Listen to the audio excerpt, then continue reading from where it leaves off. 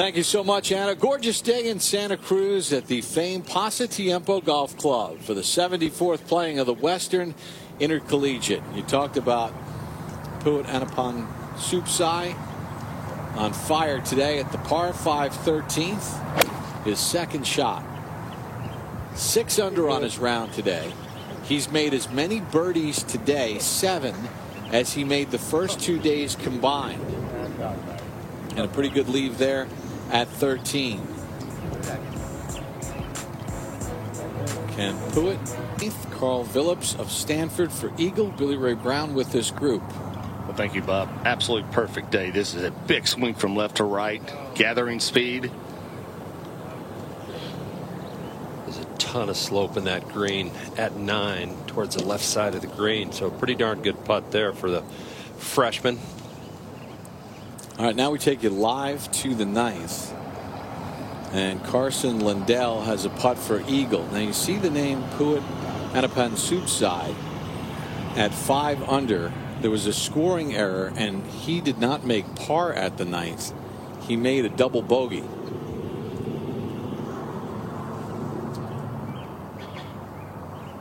Yeah, really quick putt here. Played a beautiful shot from 164 yards here at this par 5. Just absolutely demolished the drive, and this is very quick and also turning hard back to the right. Just gets it started.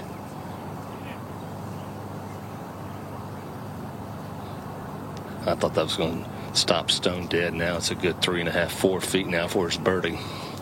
Yeah, it looks like he's outside the mark of Phillips. So we take you over to 13 and welcome in Steve Burkowski. Good afternoon, Bob. Birdie putt here for Puat Anapan Supsai. Get him to 6 under, and he rolls that in. So even with the scoring discrepancy, Puat playing extremely well here. Kurt making a big charge on this final day. Amazing day for him, and 9 is maybe the easiest hole on the golf course. So a mistake there. If it wasn't for that, he'd be going record low possibly. Now back to the 9th, Noah Woolsey. This for birdie. Putting back up the hill, and you see how much slope it is. That actually ball came just a bit backwards when it tried to come to rest. Derek Kitchener is playing the 18th. This is his 9th hole of the day. 175 yards on the finishing par 3. Kitchener playing as an individual here this week for Pepperdine. They are very deep and they're very good. Look at this shot. He's trying to make a statement. Coach, I want to play. He'd like to. A lot of talent on that Wave team, including this man, Joe Highsmith, for birdie at 9. Yeah, coming off a great birdie at the par 3, 8. Backs it up with another birdie at 9. So played very solid golf yesterday. How about that? Out in 32, 3 birdies, now 5 under, just a shot back.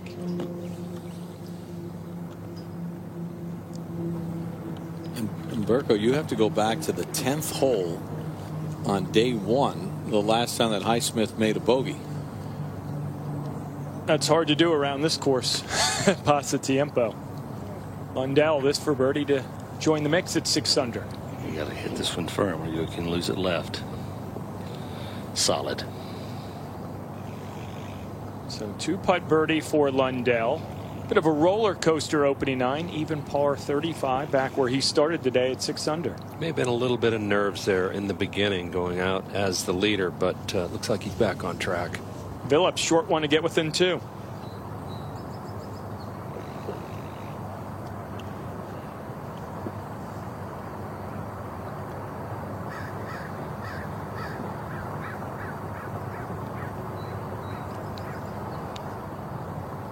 So Phillips with the birdie at the 9th. And speaking of Carl Phillips, we'll take a look at our highlights. The freshman from Australia, Kurt, getting off to a really nice start.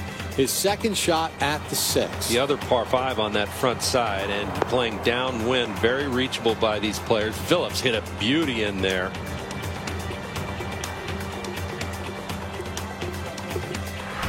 And he would make the eagle. And then Phillips put the sweater on, got a little chilly over at 7. How about this? You've got to putt well here at Pasatiempo to have any chance to win, and he seems to be hot with the putter right now. How about Pepperdine's Joe Highsmith? his birdie at the 8th. He had a couple good looks earlier, Kurt, that he didn't make. At 6 and 7, he had it inside of 10 feet on both of those holes, and then he gets a longer putt to go at 8. BYU's Carson Lundell, his eagle putt at the 6th. He started the day with a 4-shot lead and thought that this was in, would tap in for birdie. 2 par 5s though on that front side got him back on track. Birdied both of them. How about Puat Anapansupsai, his birdie putt at the 12th. He missed a makeable putt at 11, but not at 12. He just does get it to tip over that front edge. To compete during spring break, there have been some decorated champions on the individual side that have won here, and so many great teams. Stanford, the defending champions. Isaiah Salinda, the defending individual champion. Good look at the tee shot here at 10. It goes over the top of that hill and then feeds down and to the left. A little different wind condition today. This 10th hole playing downwind and from the left. You'll see the ball, if it hits the fairway, chase out. He thought that was more left than it is. He's just fine down there. A lot of drives end up in that area. Even if they land in the fairway, they tend to feed to that left side. All right, we have gone back and forth on Puat Anapansupsai's score. It has now been confirmed that he did make par at 9. It was not a double bogey. There was some discrepancy. Remember, there's volunteers out here doing scoring and college event, so you don't have all the bells and whistles you get on the PGA Tour and ShotLink and all that. So that was a beauty. Just screamed a low stinger 3-wood over the hill, Billy Ray. Yeah, that was awesome. They're still chasing out. It will definitely funnel back down to the left, but now perfectly positioned there for Lundell. We've seen him hit that shot a few times. He likes to go to it when he needs to find a fairway. Noah Woolsey of Washington. Yeah, he will certainly try to emulate this shot there by Lundell. Also going with an iron here. You can just get it turning just a little bit from right to left. It's up the right hand side. Should bounce a little bit to the left. A little further back, a little more conservative, but in the fairway, most importantly. Yeah, it is going to be a very, very long shot there. As I mentioned, Highsmith played bogey-free golf yesterday. He's bogey-free today. His last bogey came on this hole on day 1 on Monday. Yes, that's a feat to go around Pasatiempo. Got some momentum going into this back 9. He's birdied 8 and 9. Well, we saw him yesterday. He missed a couple short birdie putts yesterday.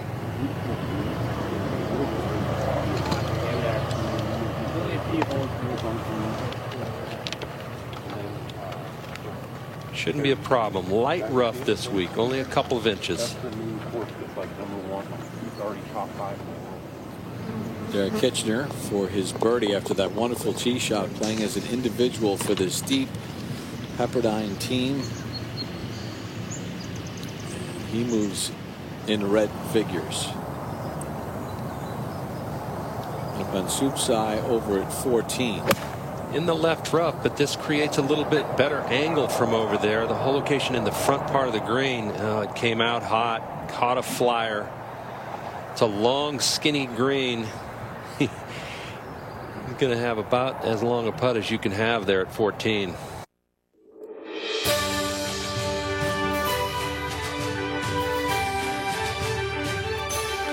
Golf Channel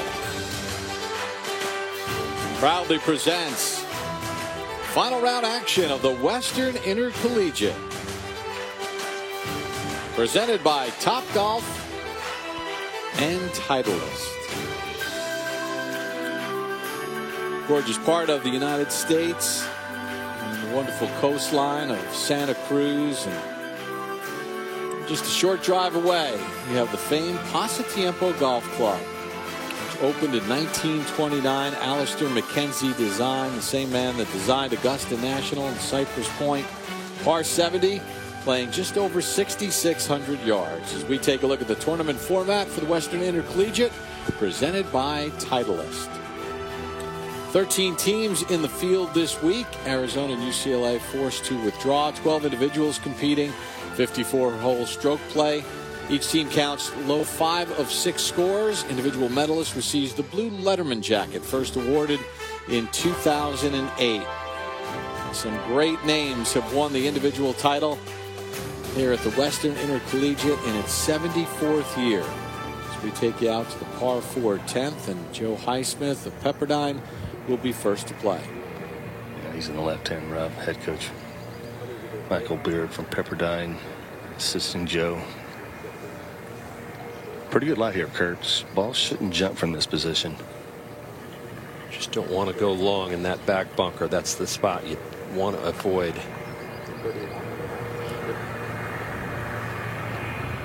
Joe Highsmith, the Washington Men's State Amateur Champion in 2017, youngest winner in tournament history at the age of 17. Some pretty good names on that list, including Fred Couples.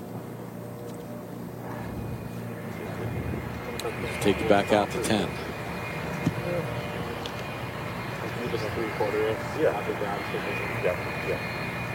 Just right at the ball. Right at the ball. Yep. He's looking at 147 yards and slightly back down the hill. The wind's trying to switching down in this little valley here. The 10th. And just a little pitching wedge there, trying to control the spin here, making sure it doesn't fly, Kurt. Trying to chase it up that slope. There's some slope behind it. Should hold it right there. A little unlucky, actually, that it didn't roll back onto the green, but a good shot.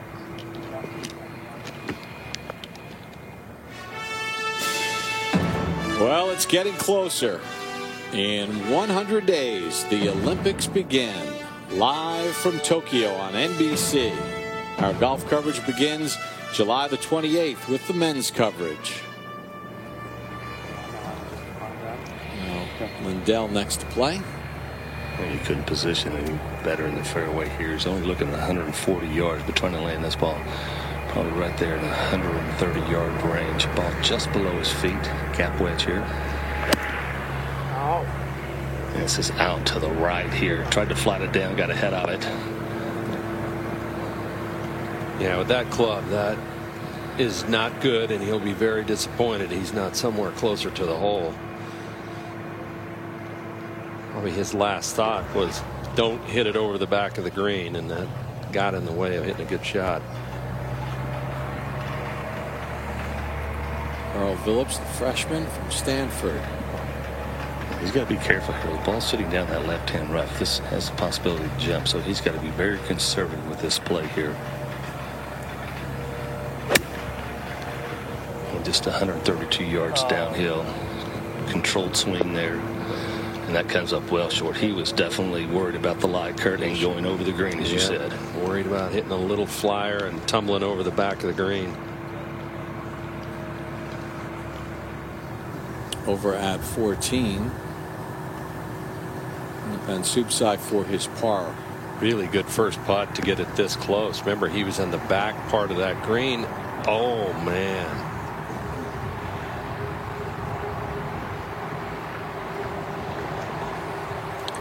So gives one back there. He'll fall to 7 under.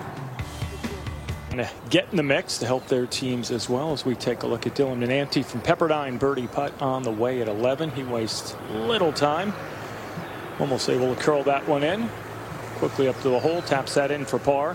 His 10th of the day. Lone birdie there at 2. He's 2 under. Take a look at his standout performances during his college days at Pepperdine, and there have been a lot, including a couple of tie for first. And when you can rattle off all those top 10 finishes, easy to see why Dylan is one of the leaders for head coach Michael Beard and Pepperdine. Let's go back to 10. Carl Phillips came up short with the second. Billy Ray, a little work left here. Yeah, he's going to end up pitching this ball, but it is a very slow pitch coming back up the hill. But you have to be also aware of going a little long here. You don't want to have your par attempt coming back down the hill, so you'd love to keep this below the hole. And once the ball gets on the green here, you'll see how sharply it'll start to turn back to the left.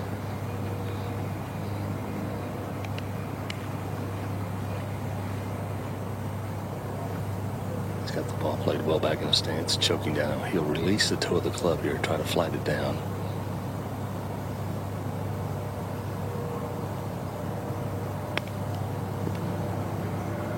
That's going to come up well short. Sounded a little clunky. Yeah, caught it just a bit thin.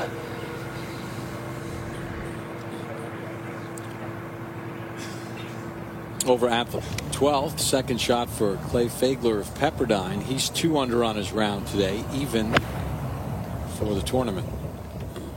Back into the breeze a little, but a pretty gettable hole location, and Fagler took advantage of that. Drove it in the fairway, which was key there.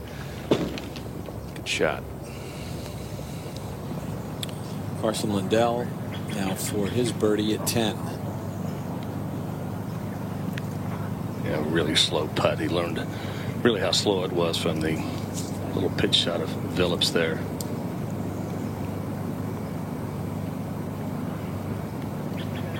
This is the coach of BYU, Todd Miller, son of Johnny Miller, is walking alongside Lindell this afternoon. Johnny Miller was the first player from BYU to win the Western Intercollegiate. That came in 1968. And Johnny is present today out here watching BYU Cougars.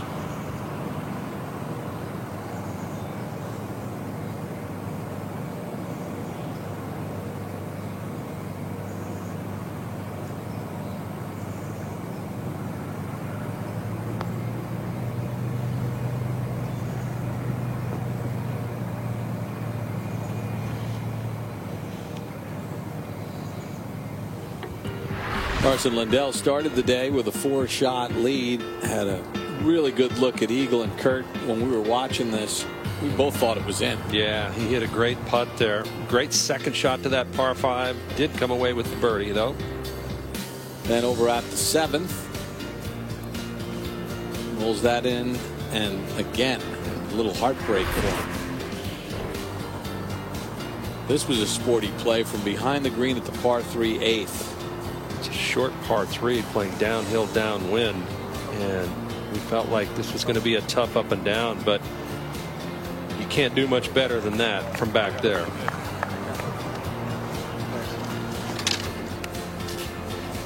Carson Lindell trying to pick up his second college victory. Won the Nick Watney Invitational.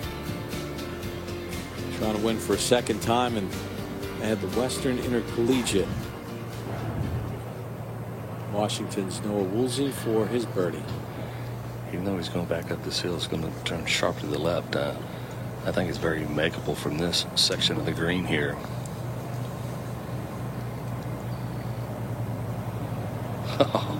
Just quit turning. Beautiful putt though by Woolsey.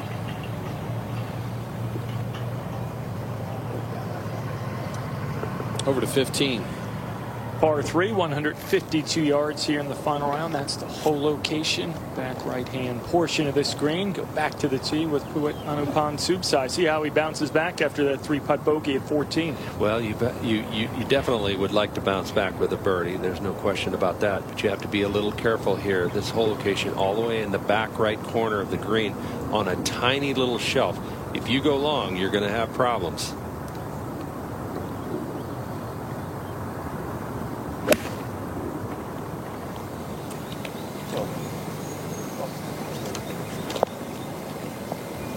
Showing some patience there, Burko. Yeah, we were out there the other day checking out that whole location for today, and you don't want to go long, as you said. Carl Phillips has this lengthy putt for par at 10.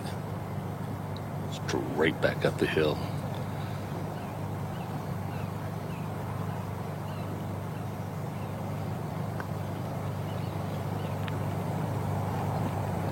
Yeah, that's not a good bogey there. He hit a drive that he thought he was a little too far left, turned out fine. He just didn't judge it very well coming out of the rough on that second shot. Up to the 11th. Where R.J. Mankey from Pepperdine getting ready to go, his second.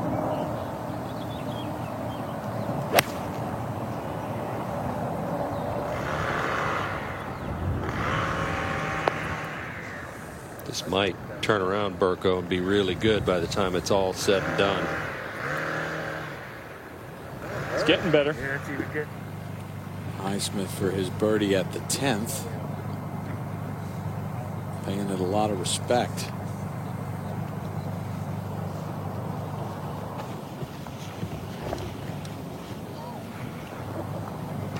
Well, I like Kurt, as we've watched sort of the demeanor of Highsmith. Takes what the coach says, doesn't seem to overthink anything, as Lundell has this left for his par at 10. Shouldn't be much in this, just a little uphill. Shouldn't be break wise a whole lot in it. Yeah, right center most here. Keep it firm though. And back to Highsmith, though, I agree with you. He's one of those guys that just goes about his business. He knows his game. He kind of plays to his strengths.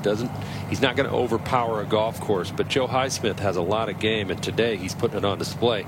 3 under to be 5 under and only a shot back. Clay Fagler for his birdie at the 12th.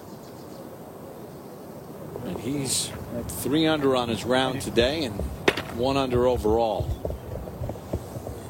Nice bounce back after the bogey at 11. Go back out to the action on the tee. This is Washington's Noah Woolsey.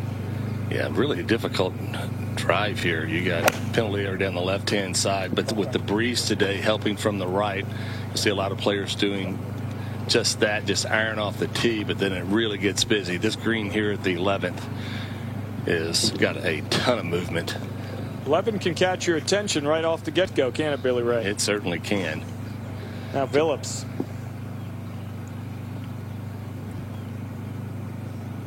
Also going with iron.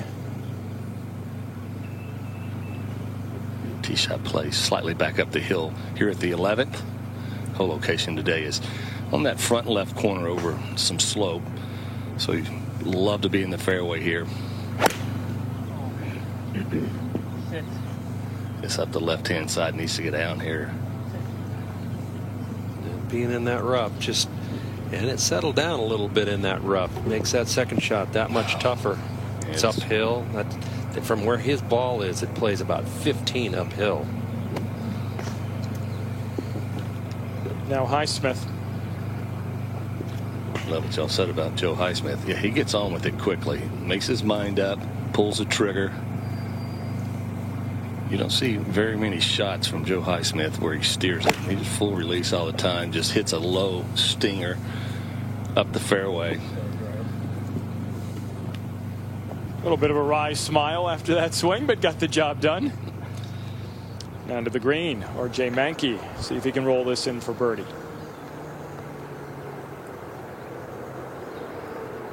Sit, sit, sit.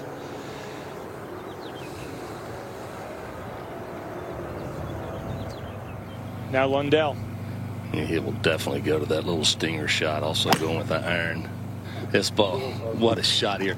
I would expect this ball didn't get maybe 10 feet off the ground throughout the full trajectory. Just stays. Puet Anapan Subsai, our own Tyler Elbrick, went out to Puet and asked him what he made on 9, and it was a double bogey 5. So he is at 5 under, not at 7. So after the double at the 9th, that's a 7 actually for Puet on that par 5.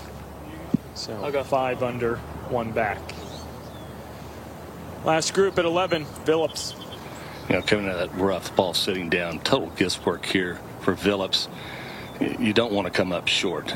That's one place you want to be. You have a chance if you go long here.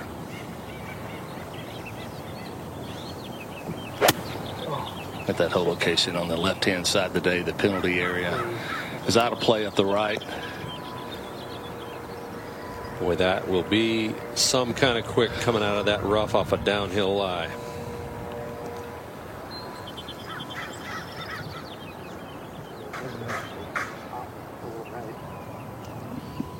Highsmith next up, Billy Ray. Yeah, he's right in the center of the fairway. Yesterday, we mentioned about his putting. Mid-range, he's been fantastic. Missed a couple yesterday. Missed a really short win here yesterday for birdie, did Highsmith. 168 yards playing back uphill.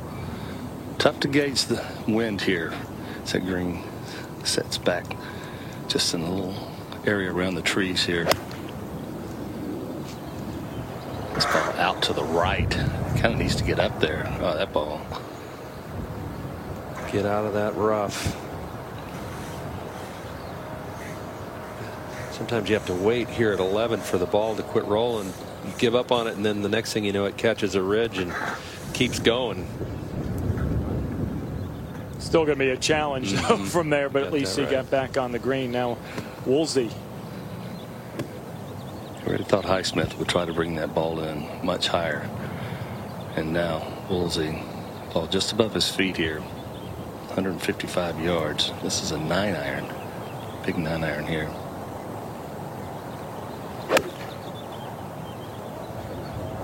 Trying to bring it in from the right. Should be good there.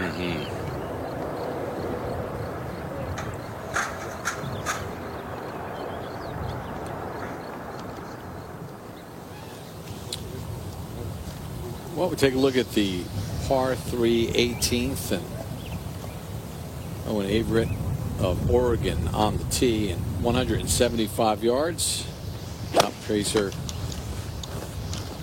technology powered by Topgolf will follow the flight of the golf ball, and it's only 175. It plays 7 or so downhill. So I actually think this whole location today is probably the easiest one they've seen for 3 days. I was going to ask you that, Kurt. I mean, the one on day 1 and tucked in that left corner yesterday up in the front.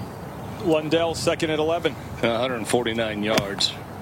This shot comes back up the hill. Players cannot see the ball land on the green because of the mounding in front of the green. This should be good. I don't know if it'll catch the ridge all the way down there, but that's pretty darn good. Stanford's Henry Shimp second at the par 5 13th. He's 1 under on the day. Good chance to pick up another birdie, maybe even an eagle here at this par 5 13th. Got a helping breeze. Oh, this could be really good. Take a right turn. How about that shot, Burko? Best of the day. Shimp has that short one for eagle to get to 3 under. That would be 3 under in the final round, get him back to even for the tournament. But Stanford making a bit of a charge here. 11 behind Pepperdine, and if you're tuning in, you might think that's insurmountable, Kurt. 5 scores count. It's just a 2-shot differential between those 5, and on this golf course, this finishing stretch, stranger things have happened. Very strange things could happen. 16 and 18 greens are wild, so we'll see how it all works itself out. Highsmith birdie putt at 11. And coming down the slope, he'll kick it out to the right, then back left at the end. Just carrying too much speed there. Boy, these greens are Poana. That's a good 4 or 5 feet past. So you know they are difficult to putt no matter what, but you don't want many of those kind. He knew quickly. A little too much pace on that one. But he kept his eyes on it, Kurt, to see what it might do past the hole. Yeah, he shouldn't have any trouble reading the putt. It's just a matter of hitting a good one. Now Phillips, good luck here, Billy Ray. Well, I was during the break texting back and forth with our own Aaron Oberholzer, and he said this shot is not that difficult. I totally have to disagree with Aaron right now. He's actually choosing putter to come out of this lie right here just to try to get the ball moving forward. A little too much speed. This could end up off the green, right? Well, you know, you got to make sure you get right, you know, hit the top half of the ball and get it moving forward. There's still pretty amount of rough to go through. Just gets it touched and just feeding it down there. That's obviously Aaron might have been right there, though. Pretty good play. Tell you what, he almost didn't get it out of the rough. That barely got out.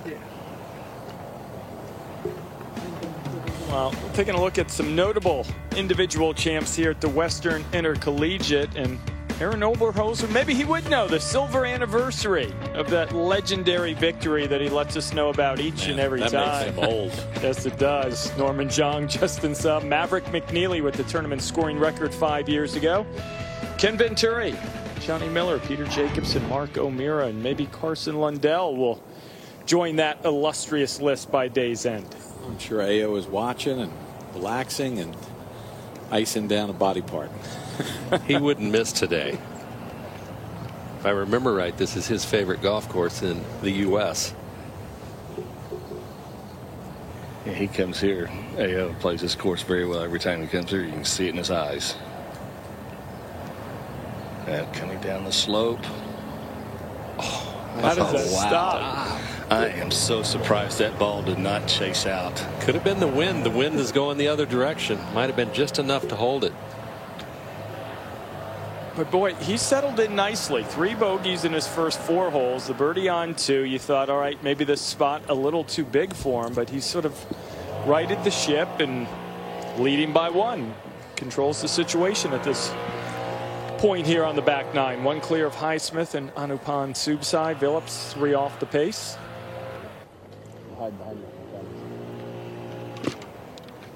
Now Woolsey.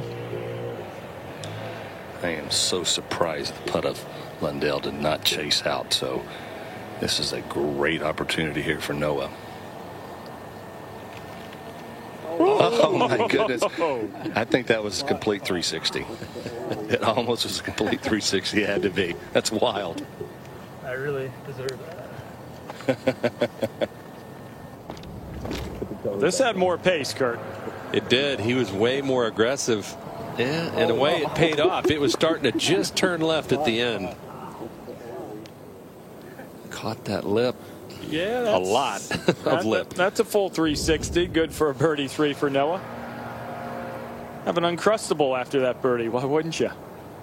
Now, Highsmith work to do. This is a good 6 feet. But it's coming back up the slope. All right. Been impressive to watch him the last 3 days. Man, you play this 11th hole for 3 days and you play it even par. I think you've gained a couple shots on the field, that's for sure. No bogeys in his last 37 holes. Joe Highsmith just 1 back. Oregon's Owen Averett, sophomore, for birdie at 18. Oh, go.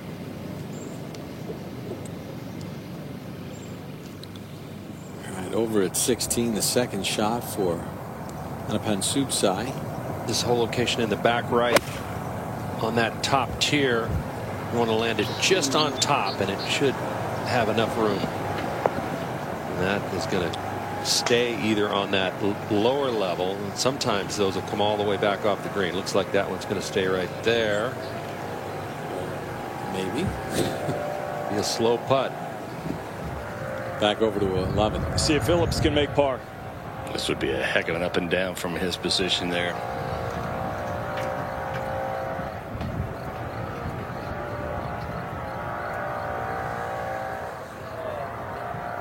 Power that one right through, Kurt. He sure did. That's too bad. That would have been quite the up and down. PGA Tour University. It was announced last summer. What a great initiative by the PGA Tour that will recognize Division I players who've completed a minimum of 4 years in college with the World Amateur Golf Rankings. The PGA Tour U rankings are based on the final 2 years of players' college careers. A lot up for grabs. The top 5 after the NCAA championships automatically earn a spot status on the Korn Ferry Tour 6 through 15 under the PGA Tour umbrellas, Mackenzie Tour, China, Latino America. So a wonderful thing that I think is a big time game changer in college golf, Kurt. I love it. It gives these guys something to really play for, as if there isn't enough already. Woolsey, yep, at the 12th. And tee shot plays back downhill, going with the iron off the tee, Kurt. Plays way downhill here. It's a bit of a mistake over there in the left rough. We'll see what kind of shot he has. We saw Henry Shimp hit a wonderful shot into this par 5 13th. Paid off for Eagle. That should be just a mere formality. It is. He moves to 3 under on the day. Even for the week. Solo 11. RJ Mankey, Pepperdine, has birdie putt at the 12th. Seen quite a few players knock it in here close today. No surprise. Now back at the tee. Highsmith with an iron off the tee.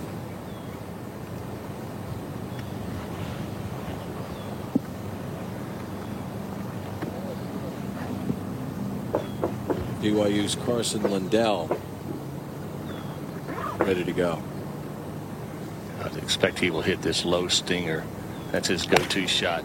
Does just that. It's up the right-hand side. It should be just fine, Kurt. Really like to keep it in the fairway if you can, just so you can. And it did not. Meanwhile, while we wait, over at 16, long birdie putt for Anapan Subsai at 16. The hardest hole in the golf course today, playing back into this breeze with that back right hole location. That'll be a good 4 for Puett.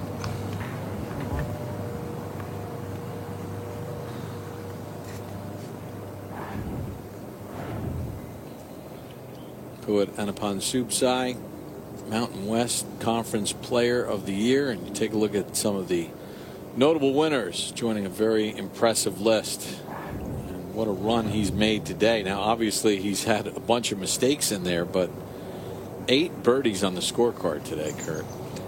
I mean, on this track, you take away that double, coulda, shoulda, woulda kind of thing, but you take away that double at 9, which is the easiest hole on the golf course today, and things are a lot different. Now back at the 12th. Lindell getting set to play his second. The very front.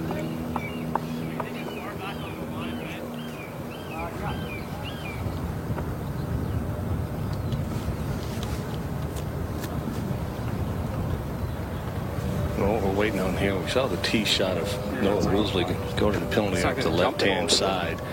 Unable to find his ball. He'll be taking a drop, playing his third. So now he's trying to go back as far as he can, keeping that point between himself and the hole. And will be playing his third shot.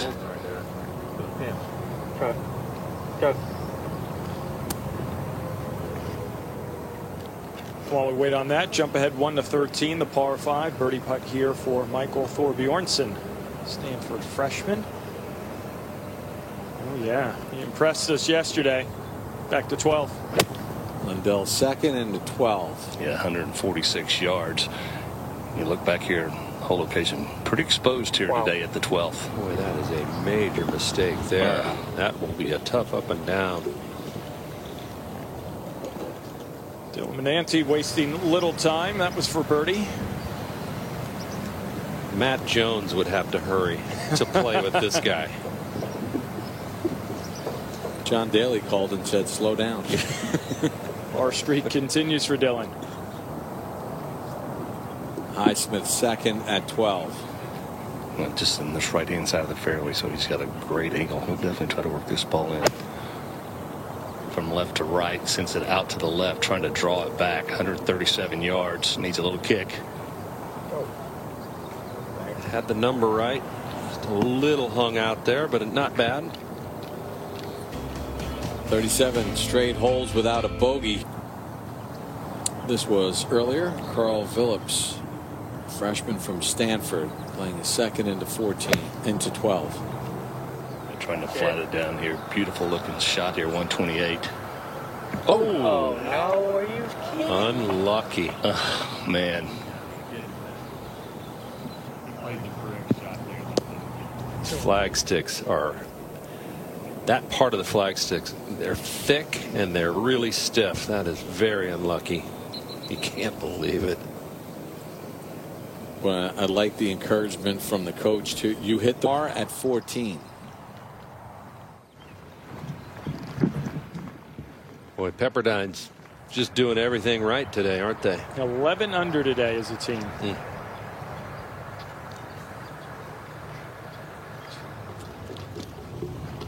Carson Lindell getting set to play his third at 12. Billy Ray, what the lie look like? Yeah, the lie's sitting down, but the only thing that he's got going for him right here is he's got some green to work with. He's got to come up the ridge, then back down. It's going to really swing hard from left to right, and once it gets over that ridge, it's going to pick up a ton of pace. Catches that ridge right there, and that'll start to gather speed.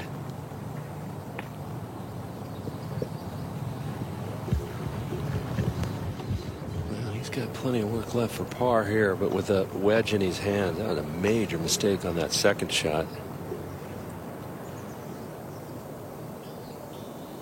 BYU Cougars trying to make a late season run here to try to earn a regional spot, keep their postseason hopes alive. Bruce Brockbank, longtime head coach, assistant coach Todd Miller, son of notable alum at BYU, Johnny Miller. And we talk about Bruce, some individual winners here from BYU at the Western Intercollegiate. Bruce won back in 1988. He shared the story with me earlier today. He said Steve Stricker was leading in the final round. Strick shot 77. Bruce was on the other side of the golf course, hit a few close coming down the stretch, and said he was able to escape with a victory as we watch Anupan Subsai at 17.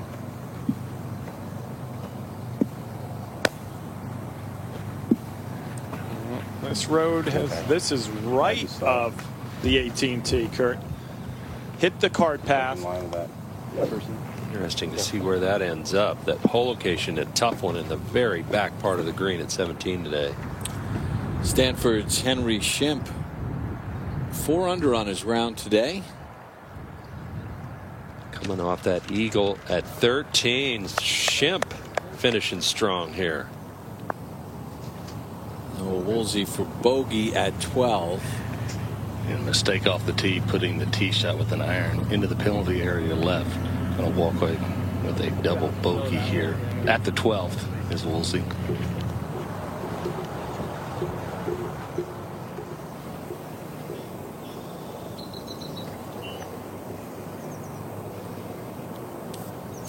Now Phillips, who hit the flagstick, has this for birdie at 12. That was a beautiful shot he played in there too. Just a little chip down the hill, and just so unlucky. This comes downhill, and actually the last little quarter of this putt is actually back uphill slightly. We'll move from left to right.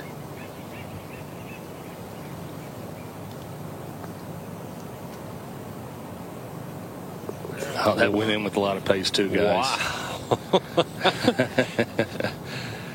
Well, he probably feels like that was justified a little bit. No doubt. After the shot he hit, he should walk away with 3. Hey, Burko, you know, we talked about Stanford and what Pepperdine and what this means to them. But when you look at Stanford as the defending champs of this event and overhauling their team, how important is it what they're doing here today in this final round as a springboard for the rest of the year? Oh, it's huge. They're 11 under as a team. You have to remember that the Pac-12 conference didn't play in the fall, so Stanford has only played collectively for their school for the last 2.5, 3 months, and it's a bit of a transition, even though those freshmen are very talented in Thor Bjornsson and Phillips. Good try there for Highsmith. He'll have to settle for par. I'm surprised, and so is he. Kurt, that ball did not move back to the right. Having really good speed on the putt there for Highsmith. You know, back to those freshmen. I mean, that's kind of like the fall part of the schedule, the 4 or 5 events that they play in the fall. That's when you get their feet on the ground, get them comfortable, and they weren't able to do that until this spring. Nate Stember of Oregon on the tee at 18. We'll take a look at his ball flight, courtesy of Top Tracer Technology, powered by Top Golf. Just don't go long today. A lot of room in the middle of the green.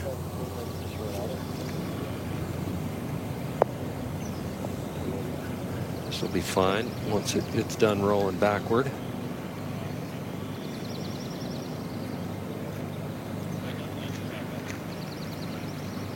Eventually.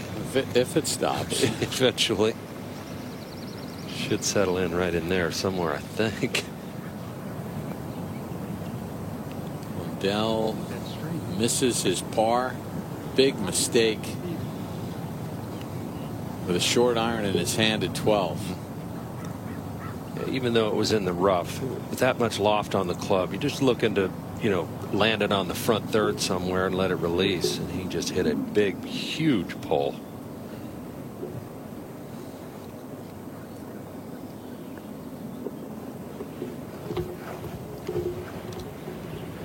Up one of the par 5 13th. This is Pepperdine's R.J. Menke. Eagle opportunity. This would get him within 1.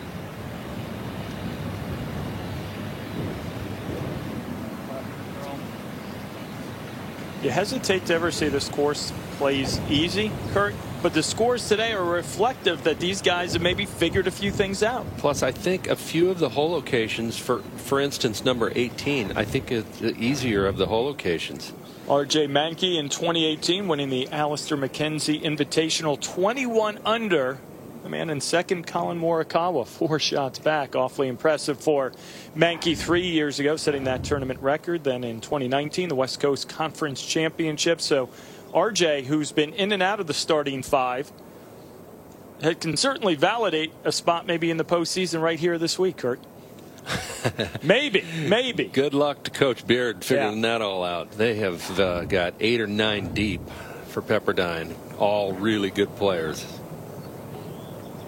And think about Thagala Zaheth, the Fred Haskins Award winner presented by Stiefel a year ago. He could have come back for that extra year the NCAA provided to all student athletes as we watch Phillips at 13. Yeah, this one up the left-hand side, 310 yards to the bunker down the left-hand side. There also is penalty area just that's left. in there. Yeah, that's deep in that stuff. That's the second time. Remember back at 10, he hit it left with that driver. Again now at 13, all of a sudden fighting it a little bit. And we talked about the depth, Kurt. You've got 6 guys, basically even par or better, if you call par 72. Joey Versich leading the way, and William Mao, the first-team All-America selection from a year ago. He's got only the 5th best scoring average as Highsmith set to go. Interesting play here. That one, the left also went with less than driver here at the par 5, indicating the wind is helping here.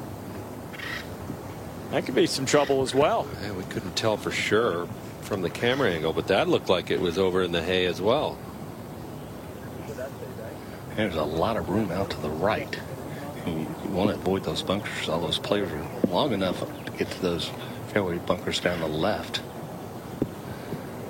There's out of bounds to the right also, but you stand back on the tee here, there's plenty of room out to the right.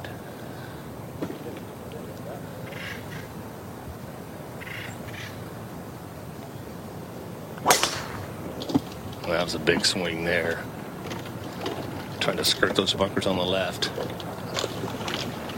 Perfect, isn't it, Carson? Wow. And did. Way down there. That is long. Might be reaching this green with a mid-iron. Carson Lundell right to the 18 tee box. Very little room back there to work with. Oh boy. That will be tough. .289 I mean, I was just thinking. There's the green at 18, or excuse me, 13 rather, the par 5. Final group getting ready to hit their second shots in. Great. Yeah. It's going to have some cut. It's not a 3-iron.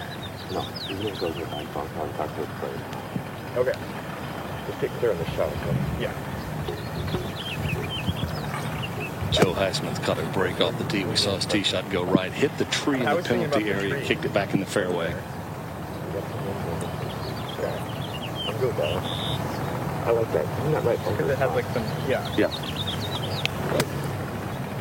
BR, I like Coach there giving him some good advice. He gave him 2 thoughts there. He likes this club, obviously, which is a 3-wood, I believe. And he said the right bunker's a good spot, as well as over the green in the back bunker's a good spot. So making him feel comfortable here.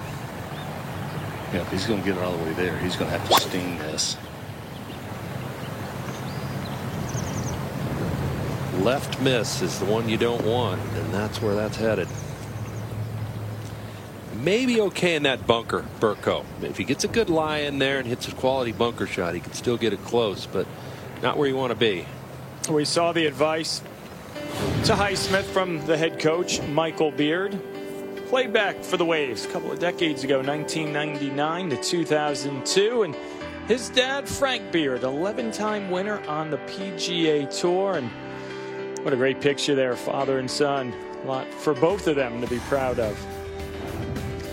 3 wins in the fall campaign and 4 events. Kurt, you guys touched on it earlier in the show. Pepperdine has yet to win a tournament title here in the spring season. They could be on their way to doing that and head into the postseason with a lot of confidence as well. Most schools would be pretty happy with all those high finishes, but this team is expected to win. They're really good. They're really deep. And no wins in the spring is a little bit of a surprise.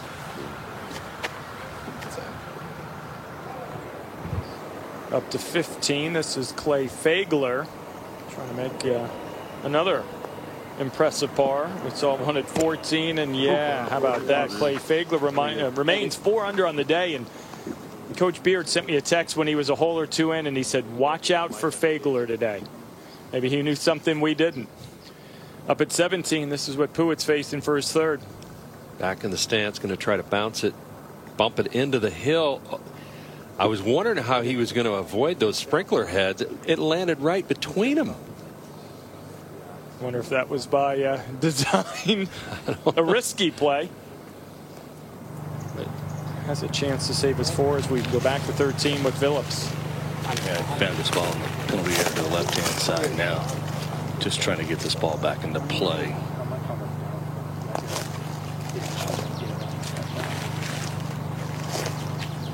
One good thing, his backswing's not going to be obstructed.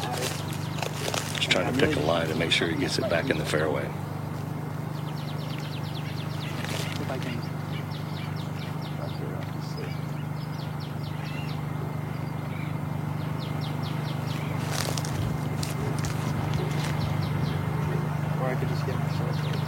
You have to be careful with this shot here because that penalty area runs all down the left-hand side.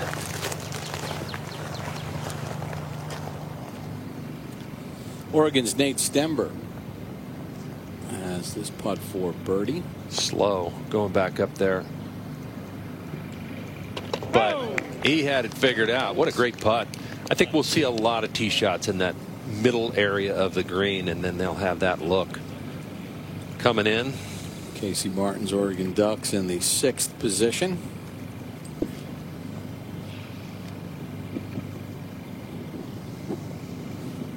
Back over to 13. Lundell getting ready to go. Just a huge tee shot for Lundell, just 193 yards. Helping Bruce from the left here. And left this out to the right, trying to bring it in. Is it enough? oh man, a couple more yards of carry and it's really good. Carson Lundell sharing the lead right now at 5 under par at the Western Intercollegiate. Earlier this week, Billy Ray caught up with a special guest. Only been 5 schools. San Jose State, one of them. A nice par save there by Anupan Subsai at 17. So he's 5 under, 4 under on the day, with just 1 hole to go. And prior to Puett's par save there at 17, this was a moment ago. Finnegan Tilley from Cal, a similar position. Going with a different club, though. Putter, it looks like. Sprinkler heads weren't in the way. Nope. Flagstick was. So much for being tough over there. These guys are making it look easy. Smile on the face for Finnegan, and good reason. The tee, senior. We'll take a look at his tee shot at 18. Top Tracer technology powered by Topgolf. 175 is the actual yardage to that back hole location, but most of these guys looking for middle of the green, maybe get a hop like that. Stay there now. Yeah, what a great shot. Seen a bunch of good ones today as compared to the first 2 days. R.J. Mankey for birdie at 14.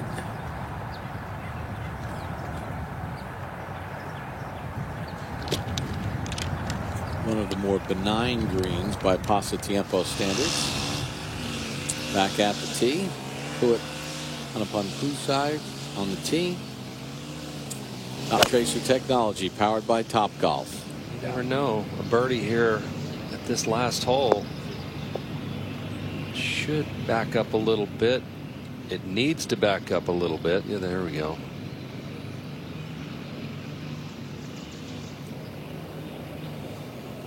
Eventually, this could end up almost all back in there in the middle of the green. That's probably where it's headed.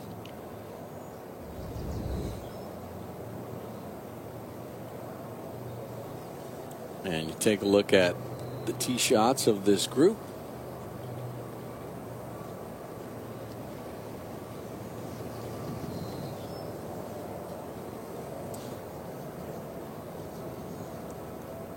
Anupan-Subsai, Tom Guillant of Oregon, Leon D'Souza of USC. Go back to the green at 13. Final group. Finally reaching it after a little bit of a delay after Carl Phillips wayward with his tee shot. And we're back in action now. Carson Lundell, his third shot here just short of the green, pitching straight back up the throat. It's got some swing from right to left. Should be a pretty simple little pitch shot back up the hill. Joe Highsmith has played his third from the left-hand bunker, and he'll have a decent birdie look.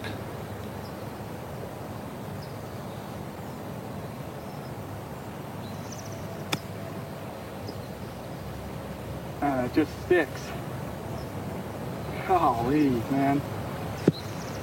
Holy cow. He went to that one quickly. Didn't get the result he was looking for. 2020, a year of trying to figure out where to play some golf. And Carson Lundell able to get to the Rocky Mountain Amateur Championship and take the trophy home too, as he won that just a year ago. Surprised by that, Kurt? That shot he just hit. You know, it's when you play it back in your stance and you're trying to hit that runner, you have to make sure you can get cleanly on the back of the ball, and I don't think he quite did. He tried to chop it up there. But the other thing, you know, I was just sitting here thinking there are a good number of the players out there that have yet to have our Golf Channel cameras behind them. So all of a sudden here they are, they're in contention. It's the first time the cameras have been on them, so it creates some extra pressure, and it's something that if they haven't had before, it can be a little bit of a distraction, and it takes some getting used to have our cameras on them out there. And we've heard that through the years as we ramped up our college golf coverage, that it is new and it's something you've got to get accustomed to being around. But because come NCAAs, where they all want to be, you better be used to the cameras and interviews and everything that goes with it, because that means you're playing well. Absolutely. And Pepperdine had a taste of that in the fall as they were able to win the East Lake Cup. Dylan Minotti with his birdie putt at the 13th. And Joe Highsmith over at 14.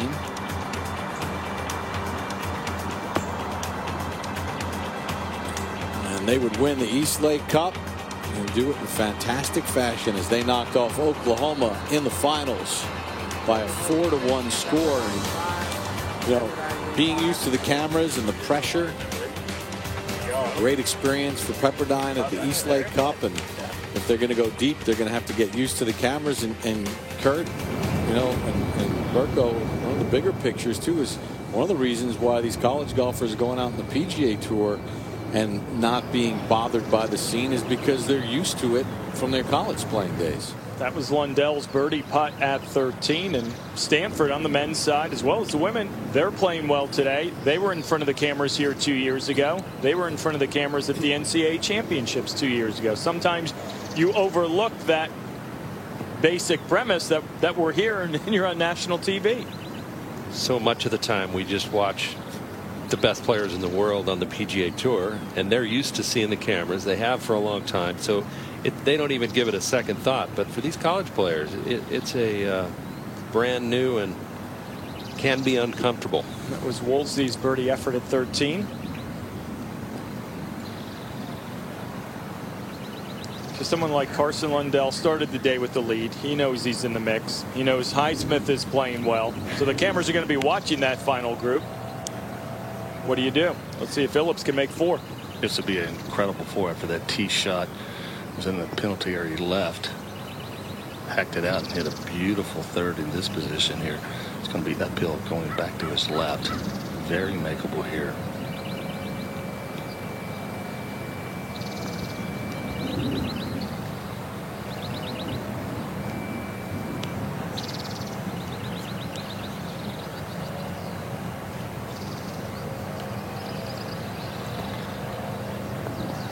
For 3 for the final group here at 13 in terms of converting a birdie on the par 5. See if Highsmith can change that.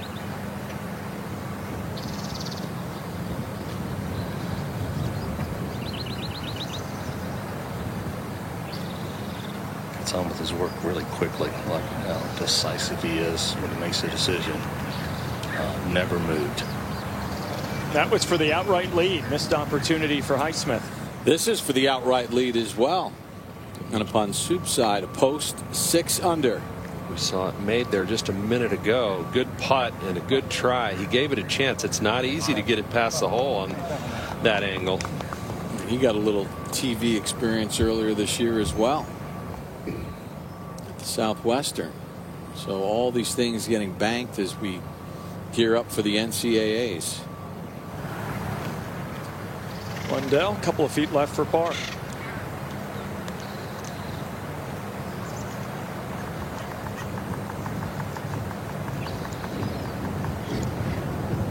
In with 5, but has to be disappointed after that tee shot here on the par 5. Disappointed, but the two guys that he's tied with, neither one of them made birdie at 13 either. So it's one you got to get, considering the rest of what you have left. You've got some tough shots coming up. 14's back into the wind. 15, you've got to be precise on that little par 3. And then 16, today anyway, is the hardest hole on the golf course.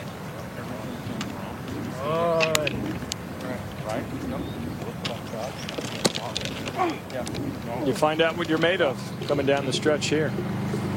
Phillips on the tee at 14. Yeah, totally different hole today, as Kurt mentioned, back into the breeze, and actually it's kicked up in the last 15 minutes. It's cool breeze, ball not carrying as much, and you got about 260 to carry. Big swell in the center of this fairway. You'd like it on the top level.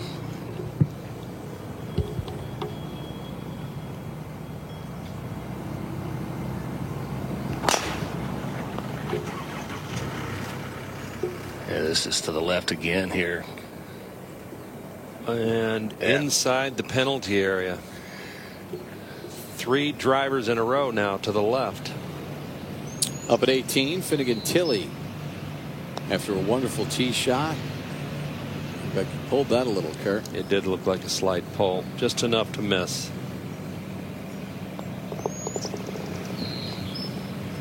So Tilley finishes the day with a 1 over 71.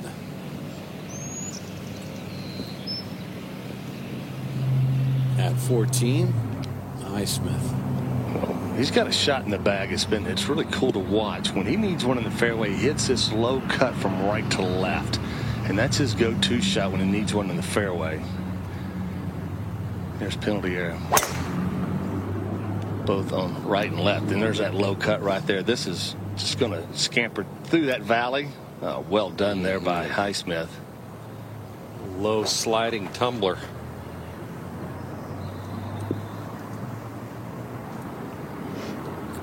Carson Lundell going with less than driver. You would assume here he's going to hit that low stinger once again. To hit that shot like that, he really has to keep the pace up, and he's done just that. Lands down in the swell. Comes back there. Stay down there. Sometimes that ends up being a blind shot. And upon Soup's side for his par at 18, and to post 5 under.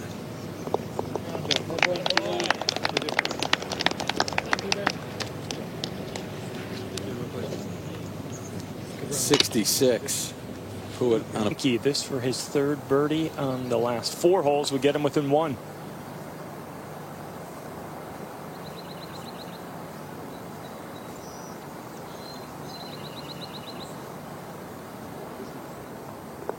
Two-putt par.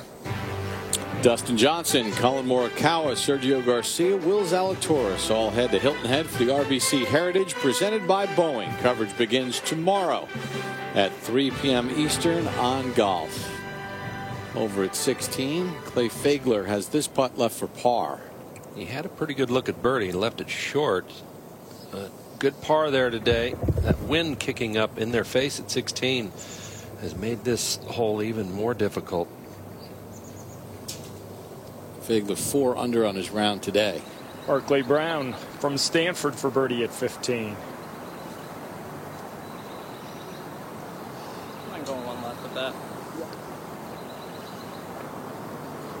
Berkeley Brown, one of the standouts for Stanford and one of the best European players you will find, and he's going to be part of the 2021 Walker Cup for Great Britain and Ireland. Looking forward to that a few weeks' time.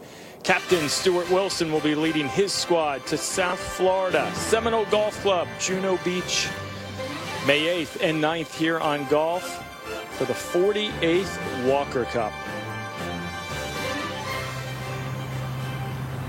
Lundell playing out of a divot at 14.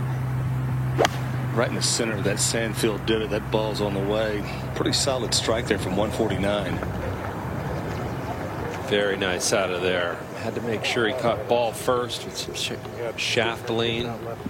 You could just see the top of the flag stick down in that depression in the center of the fairway.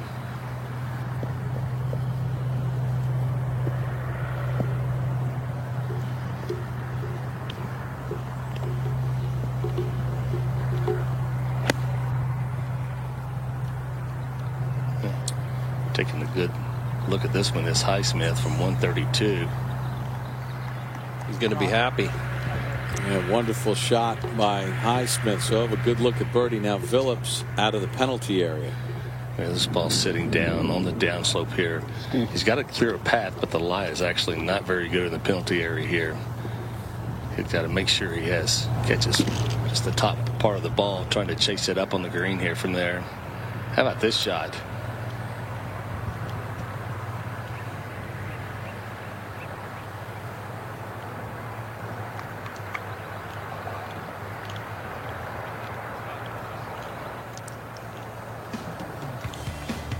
Well, can Joe Highsmith become the first player?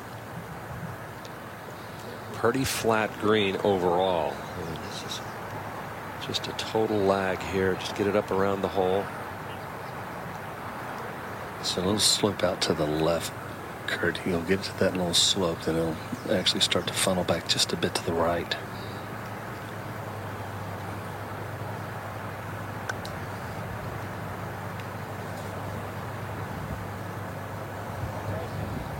A lot of work left.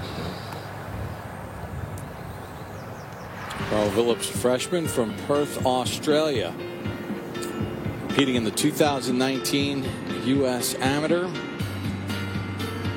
In quarterfinal play, wound up losing in the quarterfinals to William Holcomb. Then played at Pinehurst, the Stanford freshman. Caddied for his teammate Michael Thorbjornsen in the 2020 U.S. Am at Bandon Dunes. You take a look at some of the Southern Amateur champs, notable winners. Carl Phillips victorious in 2017. Webb Simpson, Justin Leonard, Ben Crenshaw, and Lanny Watkins, two-time winner in 1968 and 1970.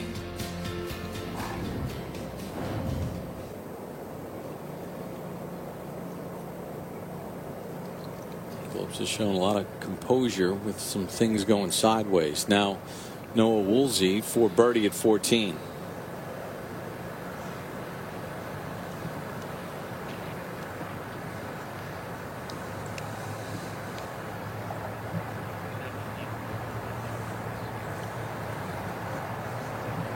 Washington had the lead after day one, 3 shots over Cal. Had a rough day two, but you see right now they're holding steady in the 3rd spot. Good showing here this week.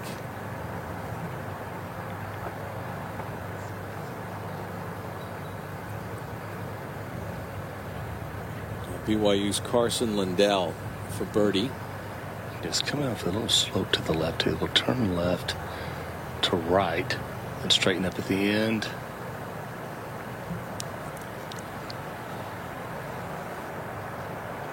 Over to 17. Henry Shim from Stanford getting ready for his second at the short par 4. Get a chance to see what these final couple of groups are going to be facing. This whole location in the back, we talked about it earlier, but it's kind of a narrow spot, and there's a ridge just right of the hole. You saw his ball sort of bounce off that ridge. So now Joe Highsmith has this birdie putt for the outright lead. And you couldn't leave it in a better spot here. And now some work left. He's missed a couple of good opportunities. Didn't birdie 13 after driving it. Well, he drove it left, but got a good break back into the fairway. Couldn't get it up and down for birdie, and then a fairly short miss there. Having on the front nine, he had some good looks too. Sure did. You think about yesterday at 11. But again, has not made a bogey since the 10th hole of day one.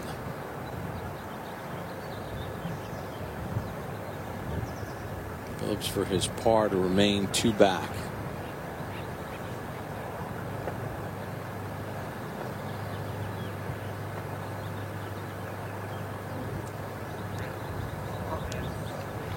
Heck of a par save for Carl Phillips at 14. Over at 16, Pepperdine's Dylan Menanti for his par.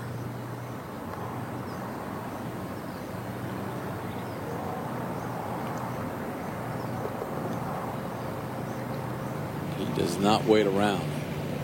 Stanford's Ethan Ing at 18. 1 under on his round today.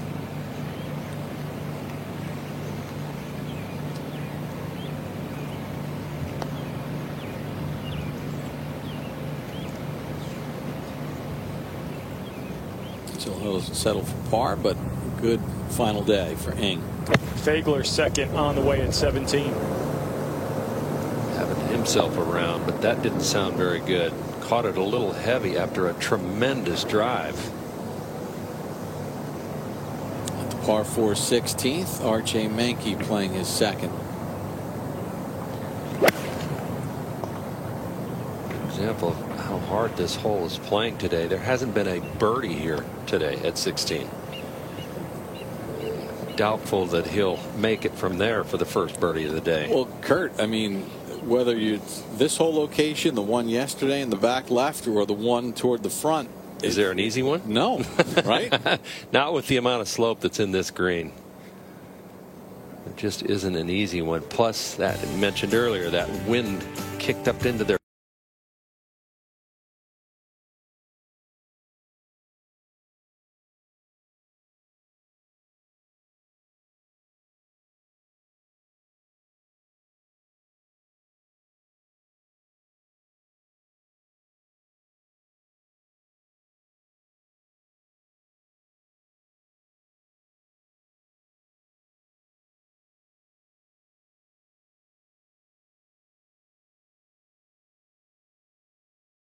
the Western Intercollegiate. Final group has arrived at the short par 3 15th. Phillips getting ready to go. Well, he's escaped danger the last 3 holes. He hit that tee shot to left 2 times in a row at 13 and 14. Put the ball in the penalty area off the tee and make par. 152 yards.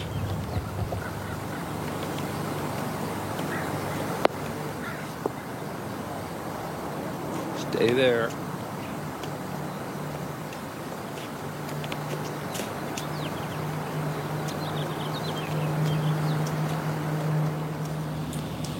Pepperdine's William Mao on the tee at 18. Take a look at Top Tracer technology powered by Topgolf. William Mao 3 under on his round today. No bogeys today either, so he has contributed mightily to Pepperdine's effort. That will be a tough 2-putt if it stops rolling, and it does. Rory McIlroy teams up with Peacock to bring you the all-new Golf Pass channel. Watch premier instruction and entertainment from the golf membership program, plus daily news from Golf Channel. Sign up at PeacockTV.com and start watching now. Highsmith at 15. And just a wedge there for Highsmith, bringing this ball in from the left. Just a subtle little ridge right there. Tough to get it all the way back where that hole's located. That's pretty well done, though. Lundell playing quickly. Yeah, quick to pull the trigger here.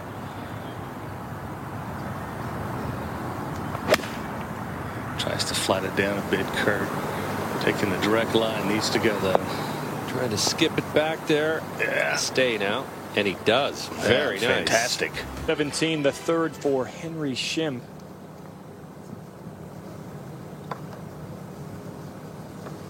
Chip. Shot. He should be able to make his four, stay 4 under on the day. Now Fagler, this live for birdie.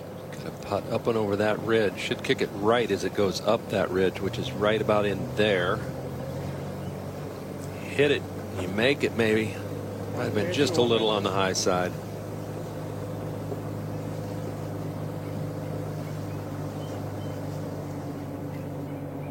Over at 16, Barkley Brown of Stanford, the sophomore from England, for his birdie. Stroke average at 16 today is 4.7, so it has been a brute. One hole back to the 15th. Another Stanford Cardinal, Carl Phillips, sizing this one up for birdie. A number of putts from here, I'm sure, Kurt, today, to try to get on that proper level. You got to be careful, though. Once you try to get it up that little ridge there, it can run away from you at the end. A bit of left turn in it.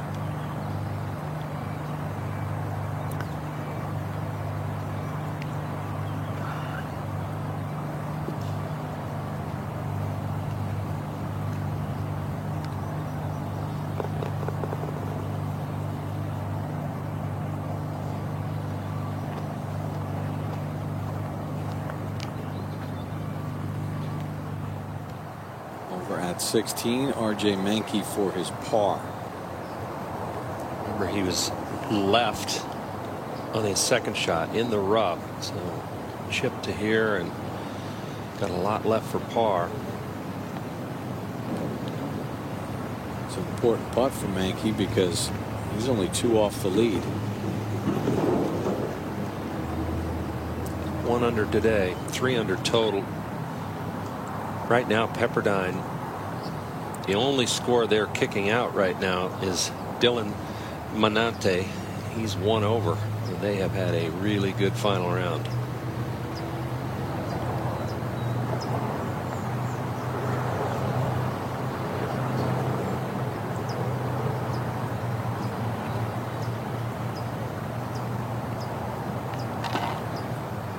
From one Pepperdine wave to another. Birdie putt here for Joe Highsmith to take the outright lead. You got to think at some point in time he's going to make a putt. He has left a lot out on the table today.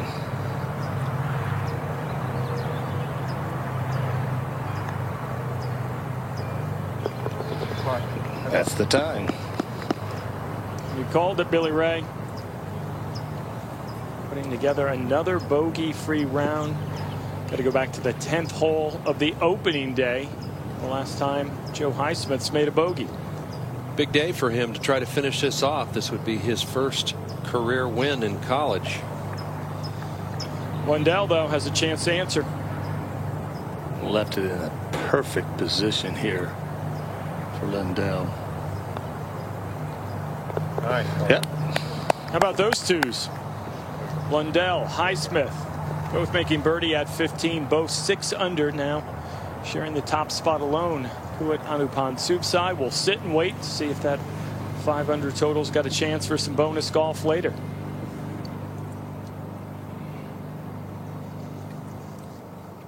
Barkley Brown for his par at 16, so he remains 2 under for the day, 1 under for the tournament.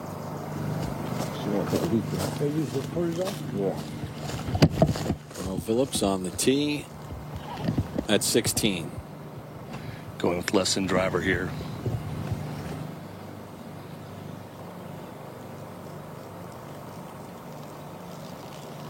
Players cannot see the ball land as a tee shot comes up the hill and over some mounding. That is almost on the center stripe. Great shape.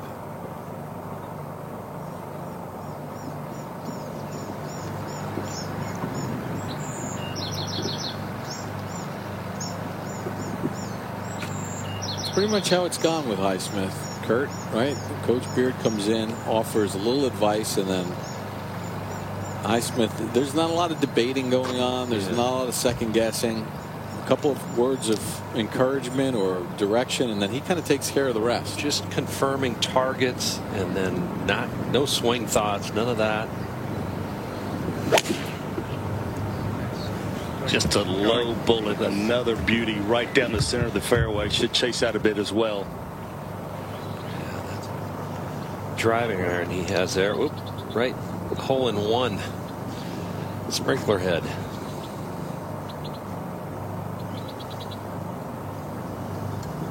See if Lundell can do the same thing. Definitely like it. Right down the center as well. Yep. That little draw, that should run down the hill pretty good. We'll see if one of these guys can birdie this hole. There hasn't been one today. Playing as in, sorry, Burko. Seventh hole. We're both excited to see Derek Hitchner, the junior from Pepperdine, playing as an individual. On the other side of the golf course, he's 2 under. Tough angle there out of that right rough.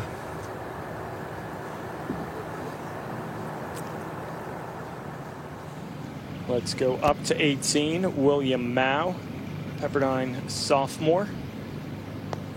Heck of a round he's put together today. That was actually for his par, so the first drop shot of the day, but 2 under 68 for a member of the U.S. Walker Cup team, a first team All-America selection as a freshman, and yet needed to play well because he's been struggling in terms of his standards, dealing with all the expectations. And Ante now, his teammate at 17. This for bogey for Dylan, and bogeyed 15 and 16, gives 2 back here. Not been his day. Hitchner, third from the bunker here at 7. Looks like that lie is pretty good, but not a whole lot of green to work with.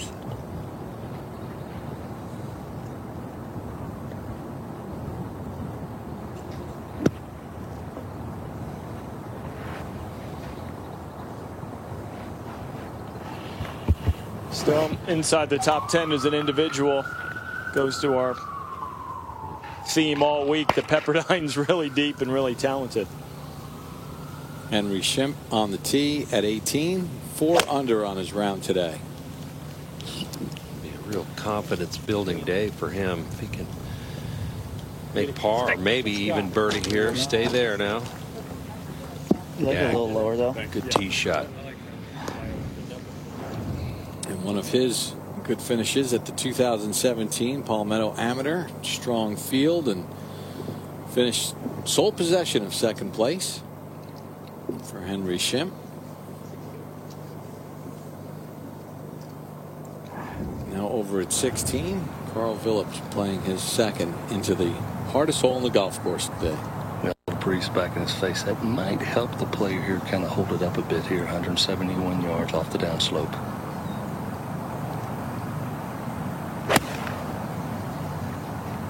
Oh no. Yeah, it's missed this left, trying to work it in left to right, kind of double crossed it. Got a lot of green to work with from over there.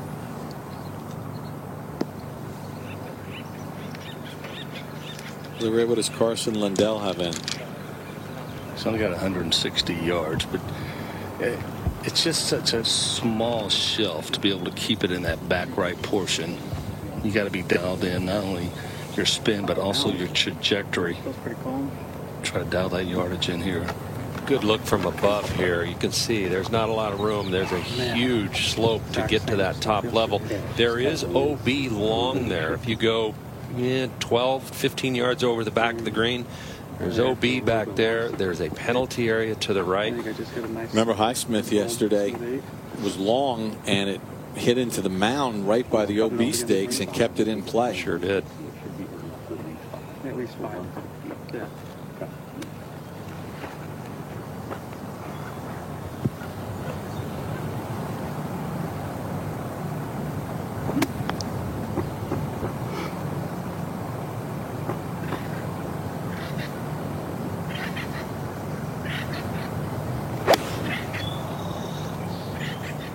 Yeah, this one going left as well.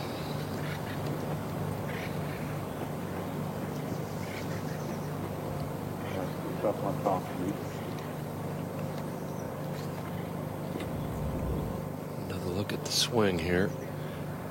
He likes to play a draw, but he knew immediately this was headed too far left. Holding on a little bit. He hit a good tee shot there at 15. See if Hitchner can say par at 7.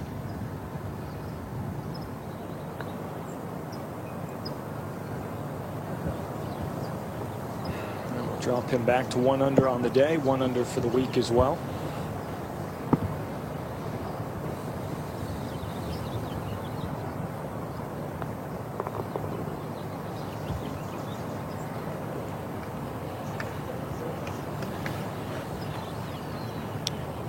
Co-leader Joe Highsmith playing his second at 16.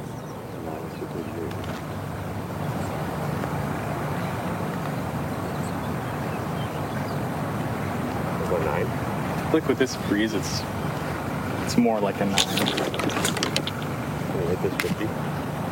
Yeah, let's do that. I don't think I can hit a P down. No, especially in the wings going to spin. Yeah, we had 130 back on 14 and full. Yeah, and it went 130. Just like a chip cut, just right of it. Yeah. Finish the plus. Yep. Yeah, he's in between 8 and 9. He's going to chip a little 8-iron here. A lot of deliberation. What type of shot to play here? 150 yards just off the downslope. Should keep it down and out of that breeze a little bit. That's what he's trying to do. This one left to the flag as well. So hard. Needs to get up a little. Let's see if it stays. Ooh, that is very close to coming right back down the slope and probably off. Carson Lundell playing his 3rd shot. He's got some green to work with, Bob, but ball sitting down a bit. This is not an easy task whatsoever. Yeah, good strike there. Oh, my. What a play there by Lundell.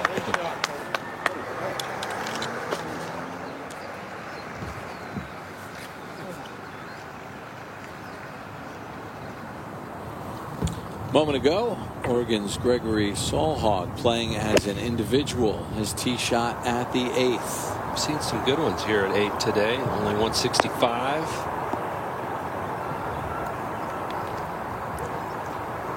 This is going to get better and better.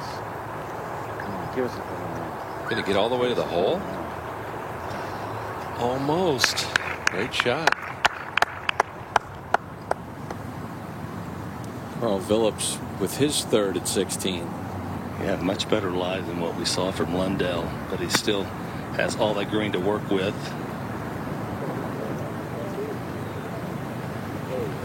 Not bad in his own right there.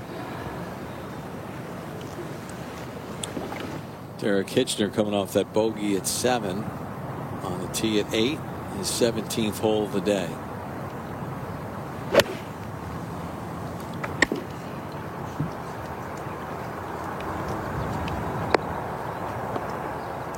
Didn't need the slope. Good shot. Looks like he'll bounce right back.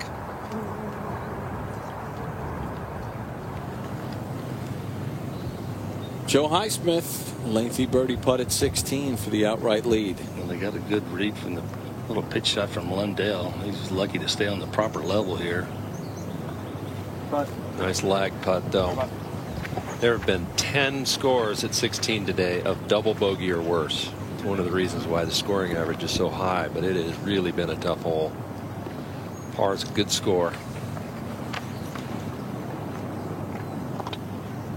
For Highsmith, that streak continues. His last bogey came on day 1 on the 10th hole, bogey free. Moment ago, Carl Phillips for par at 16 to remain 3 back. Yeah, that's a really good up and down.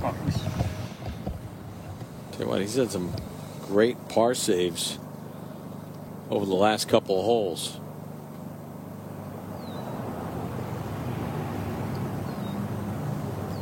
Now Lundell for his par. Yeah, pretty straightforward here. Oh, man. Tough miss there. Late. So now, does this change the strategy for Highsmith, how he plays 17? I don't really think it does. I think he has in his mind what he wanted to hit off of here. He's going to try to hit that sort of that squeeze cut. Did it yesterday and hit a beautiful drive here, doing just the same. Starts up the right-hand side, trying to cut back Kurt. I don't know if it's enough to catch the fairway. No, it's going to be in the rough. So as we pull back, you can kind of see, and there's the flag sticks all the way in the back. So he is okay there.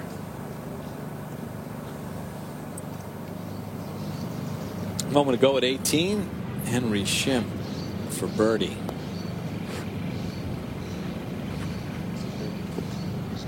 Stop.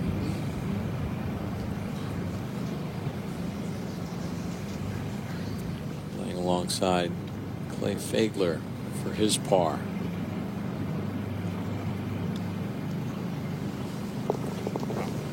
Well, obviously Pepperdine is taking care of business today. About that final round for Fagler. 4 under today. They really needed it. Now Phillips at 17.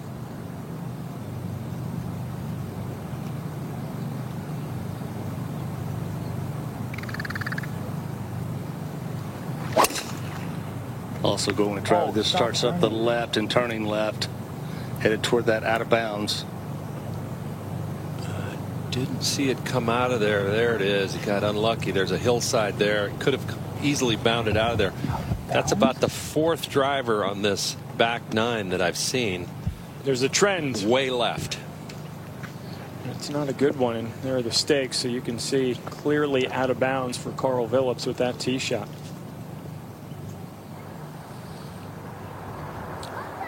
Hitchner for birdie at 8, his 17th of the day.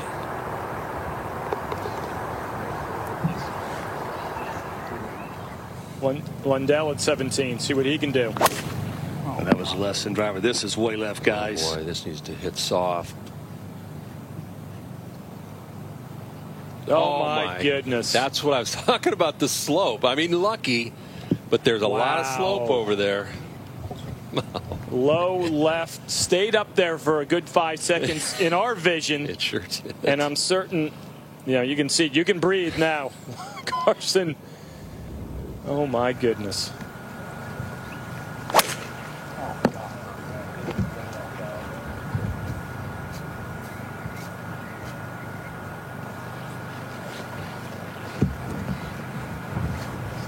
Talk about catching a break, Kurt. Boy, I'm telling you. The tournament for him would have been over right there. Right there. I mean. Gets the safe signal. Yep. Wow. Fortunate. That's Carson Lundell taking a drop after the extremely fortunate break with that tee shot.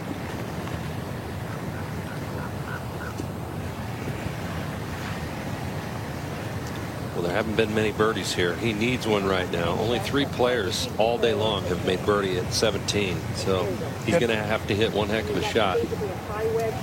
Give himself a good look. Started the day with the lead. He trails by 1, couple holes to go, trying to win the Western Intercollegiate. Enough for him to get into the winner's circle, but Carson Lundell will have a say in the matters here as he's getting ready to hit his second. He's so fortunate off that tee shot as Lundell. Yeah. It probably will peel right, but if you can hit it right at it, he'll kind of hang. Okay. What do you got, that wind down and to the left a little bit? Yep. All right. I got 161. Try to land at about what?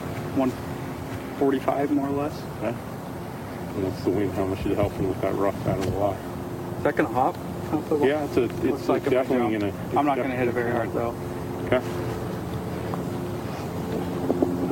At that whole location. 47 yards on this green. Trying to land that ball.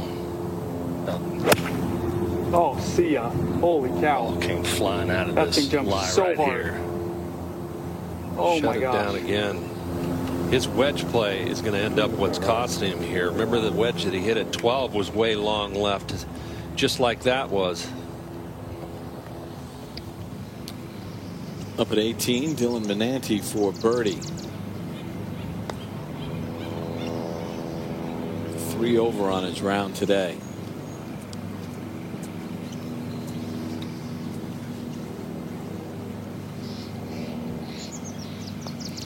His teammate Derek Hitchner playing as an individual, finishing up on the 9th hole, his 18th hole of the day. Yeah, the par 5. Many players have taken advantage of this one all week long, Kurt. They have. I mean, it's a nice finishing hole over here for Hitchner. 502 yard par 5. Reachable for all the players if they drive it in the fairway. Just want to land on the front right kind of corner here, and it should feed right to the hole.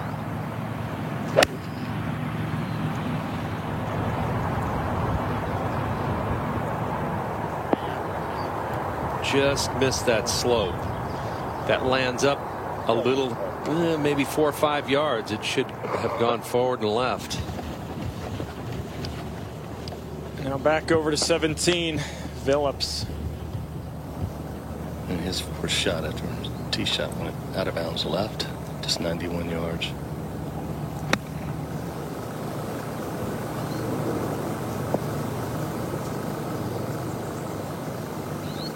A lot of talent, Kurt. Just a freshman. He'll figure out some of the nuances of college golf. Yeah, I'm really impressed with both of these freshmen that Stanford put out here this week. They've got nice futures there.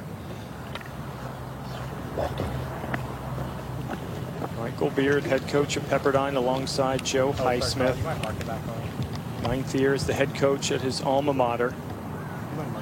He's been in the spot in recent years. He was a great player in his day at Pepperdine, and he's had a wonderful program the past few seasons, and a lot of guys that can win golf tournaments. So this is, we're talking about flying at 17.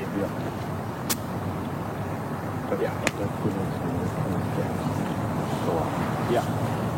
I think it'll change. Yeah. Even if it doesn't make a great. Yeah. 70 and 20. Okay. He's going to I'm going like the right with the tree, like that right trunk. Carl Phillips marks his ball Should break a little right. before he plays his second shot here, 17. Ridge runs back to front, just right at that hole location. It would be pretty easy for this ball to end up on that lower level on the right side. Yeah, not the best of angles come from the right as well. I mean, if you just don't have it spot on, if it doesn't have enough speed to chase up there, Kurt, it'll definitely come in that bowl down the right hand side. This is way out to the left here. That is an awful shot. That is the last thing he wanted to do.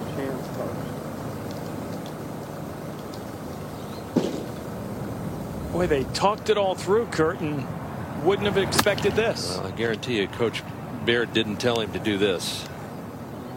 Just came out, no spin, obviously, coming out of the rough, but you just got to play safe there. Got the 1-shot lead. You don't want to miss left. Anupam Subsai in at 5 under.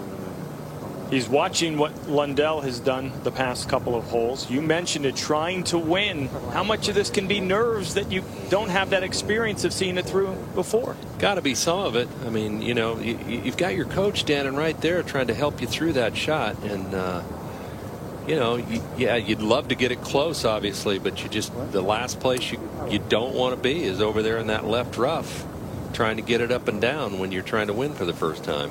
Which is where he saw Lundell hit it just a couple of minutes earlier.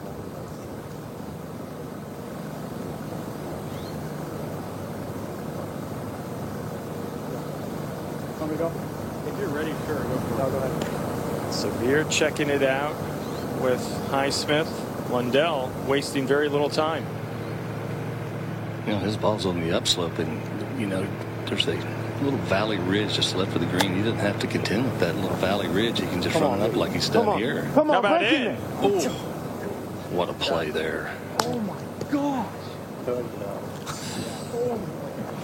that was so good. Oh, it's so good. Unbelievable.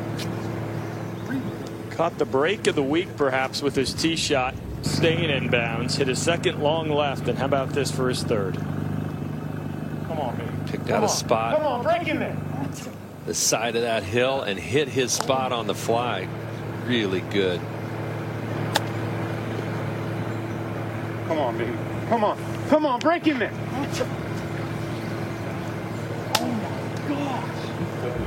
He did tap in for par, so give him credit to make a 4 that way. Now let's see if Highsmith can make his 4. Yeah, it's interesting kind of shot he's going to play here. The ball sitting down. He actually might try to land it in the slope and pop it up on the green. Risky shot here. Trying just that. Good. Not bad.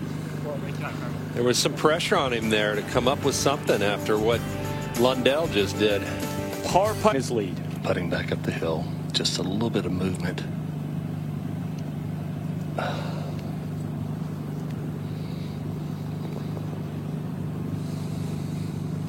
First bogey since day 1 at the 10th hole, and it couldn't have come at a worse time for Joe Highsmith.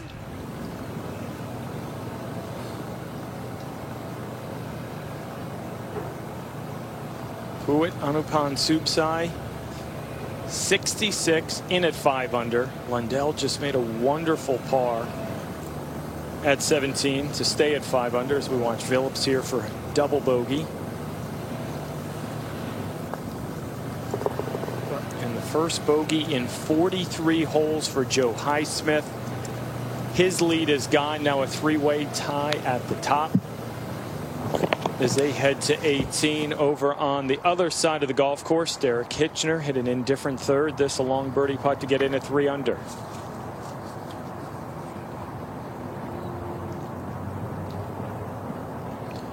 Still a good week.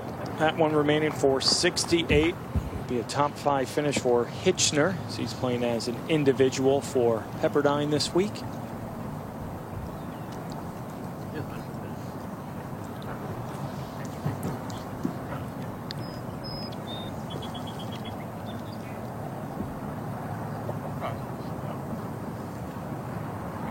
Just going to give head coach Michael Beard something to think about on the trip home. You don't think he's been thinking about that already a little bit? It's good and bad, isn't it? You've got all that depth, a bunch of really fine players at Pepperdine, and somebody's going to be disappointed here in the next couple of weeks. Washington's Peter Herby has a birdie putt at 18. 3 over on his round today. Go. Really tough to get it all the way back there where that hole is located. It's on a flat spot back there, but to get it there requires a fairly risky tee shot. We've seen a couple of them, Kurt, and they're close. There have been 7 birdies at 18 today.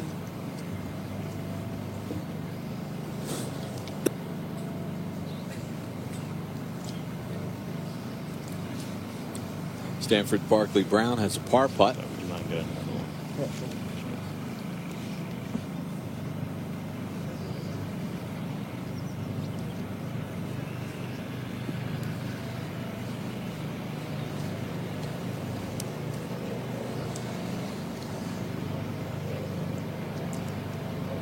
See all that slope back to front. It's seen a lot of tee shots, you know, come up just a little short, and then they turn around and go the other way and end up kind of down there in a lower spot in the middle of the green. We'll see Barkley at Seminole next month. Team GB and I at the Walker Cup, May 8th and 9th.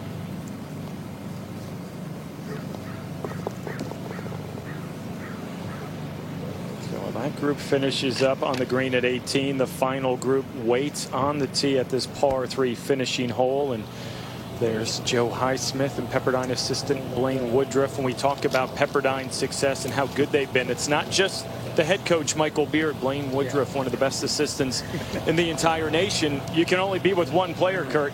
So you've got to lean on Blaine to potentially help another guy through a critical moment.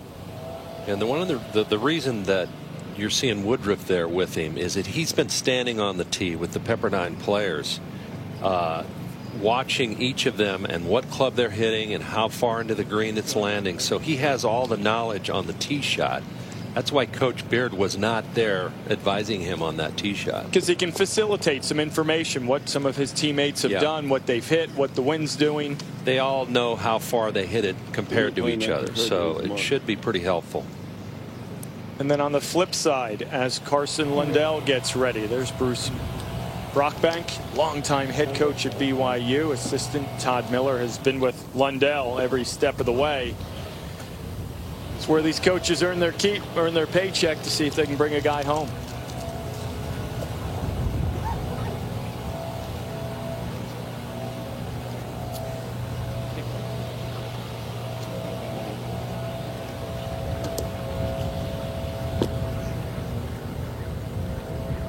Back on the green, sophomore Peter Herby for his par.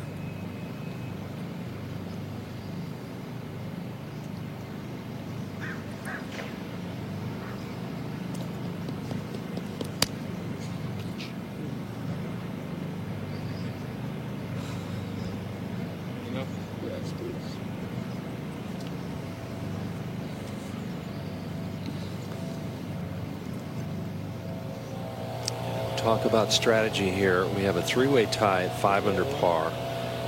I think, in my mind, they want to have a look at birdie to try to win the tournament outright, both Highsmith and Lundell. But you don't want to go long. It's almost an automatic bogey or worse if you go long here. So I think if you're Highsmith and Lundell, really, I think you just try to keep it, middle of the green underneath the hole there and try to make a putt. And Kurt, I think that's easier said than done because you can feel the tension up on this tee at 18. Players with adrenaline pumping through their veins right now. To be able to gauge down and hit the correct shot is going to be difficult. I don't think waiting here is helping anything either.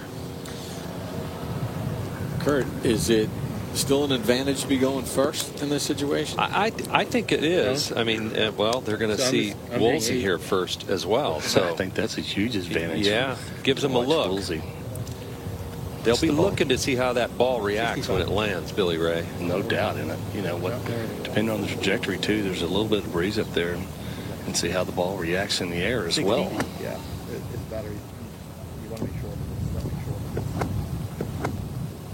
We'll follow the tee shot of Noah Woolsey,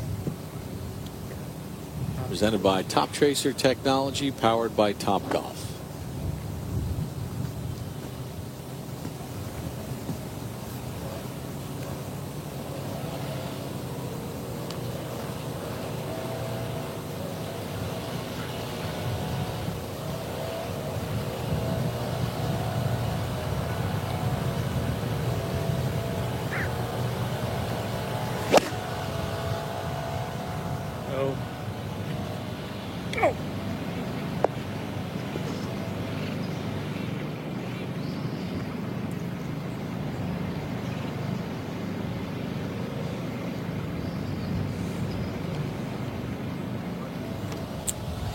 Carson Lundell of BYU started this day with a 4-shot lead.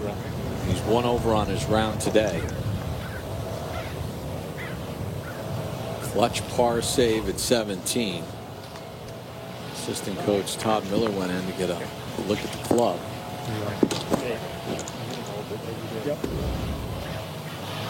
I think you got to go with the shot that you're most confident in if you're going to curve it one way or the other, Billy Ray. One with an 8-iron right off the deck here.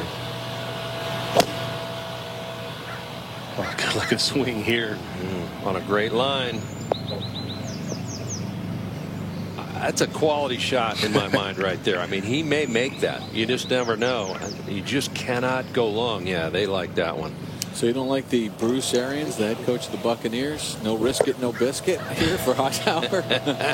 Well, we don't have Tom Brady out there tossing it around, do we? Joe Highsmith next to go. I can tell you Highsmith has the same club 8-iron as Lundell just played with.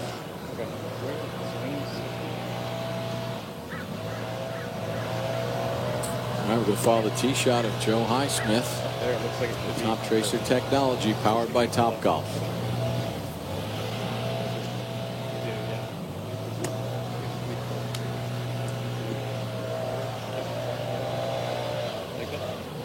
Be totally committed here. He's hung a couple iron shots out to the left. Let's see what he can do.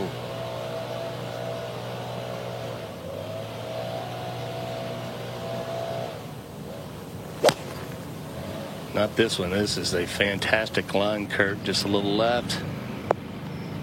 He's going to stay up there. What a shot if it stays. What a golf shot. Wow. Joe Highsmith went right at it.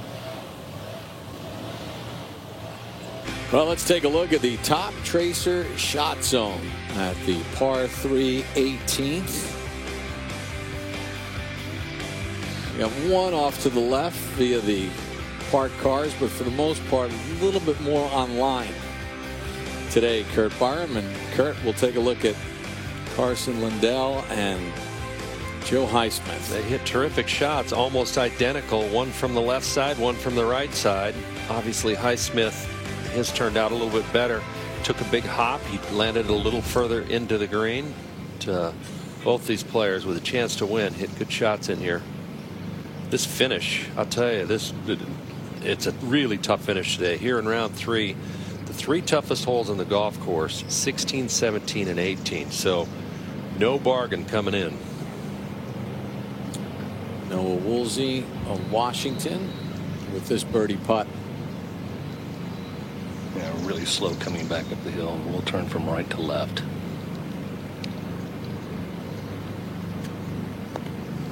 Didn't have his best stuff today. Didn't drive it particularly well.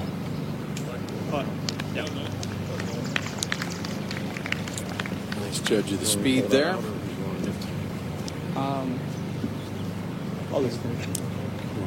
Yeah, thank you. I don't think that's me. Let me look at it.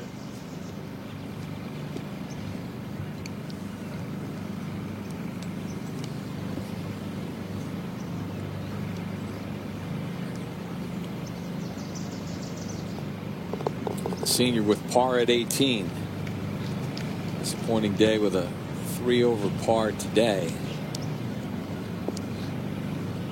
73 leaves him at 2 over.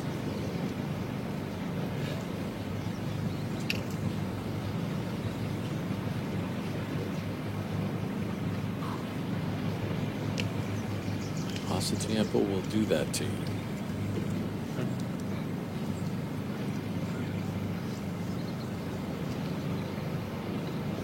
Carson Lundell has a putt for birdie here at 18 and to grab the lead.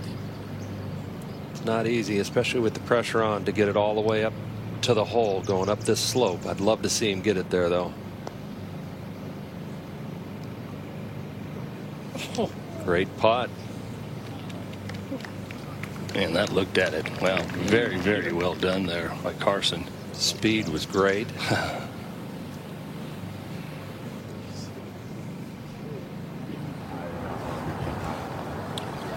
Meanwhile, Puett and upon Subsai just kind of checking things out on the TV monitor over in the putting green as Carl Phillips of Stanford was in contention, but problems with the driver left on this back 9. Get up there. Stop.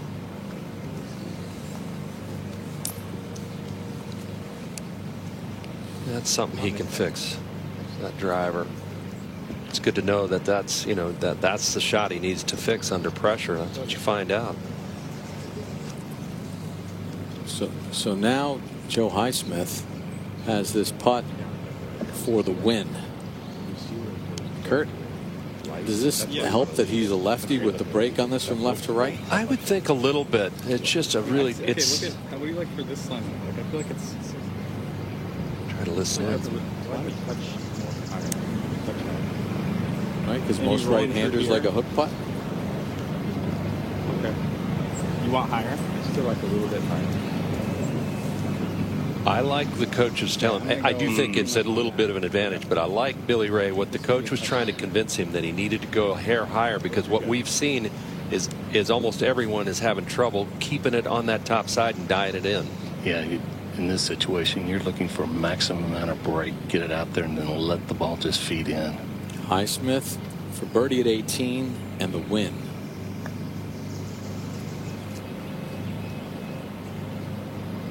Just sit down now, settle. Just hit it a little too hard to take that much break. So now back on the putting green. Put on Ponsubsai.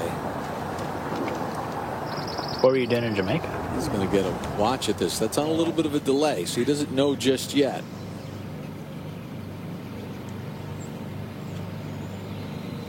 Boy, now Highsmith.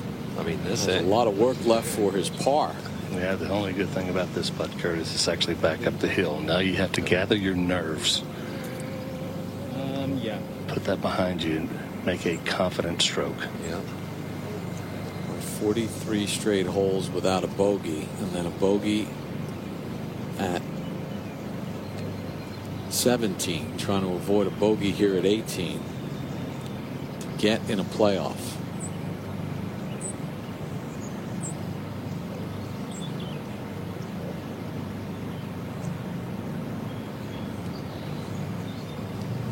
This reset there, very interesting, Kurt. If you look, he's having to putt through his shadow. I think that he was looking down the line, and when he had to putt through the shadow, backed off. Yeah, just reset your mind a little bit here. Just total commitment.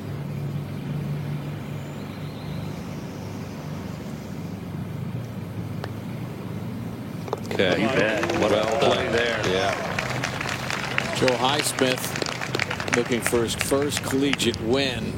Tough putt for par. He's in at 5 under after a 3 under 67. Okay. That's the beautiful part about college golf. It's team first. Now Phillips for his par.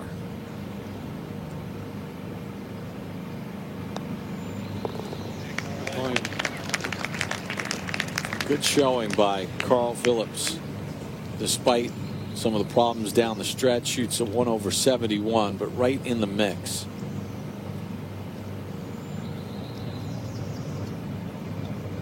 Lundell with his par. A great save at 17. And we will head to a playoff with Carson Lundell, Joe Highsmith, and Puett Ponsubsai. And Pepperdine has won the team title here at the Western Intercollegiate. And this is the first team title in school history at the Western Intercollegiate. Now can they have the double? Can Joe Highsmith get the victory? They're going to head back to 18. Congratulations to Pepperdine University. They get Pepperdine team. Coach Beard, this first win of the spring right now. How big of a statement was this win this week?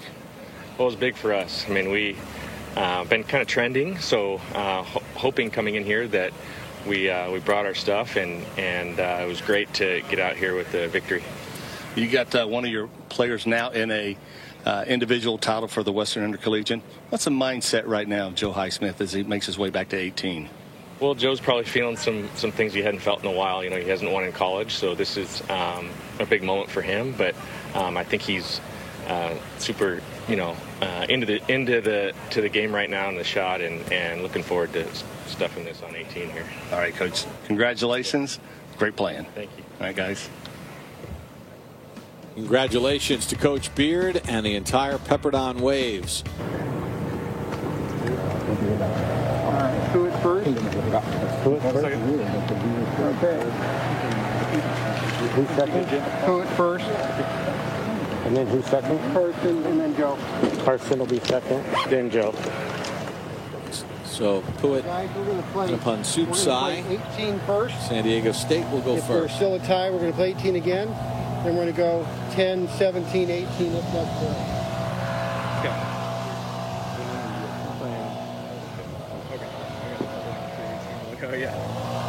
Kurt, playoffs. I've always liked to go first in playoffs. You can actually on a par 3, especially you can put the pressure on the other 2 players.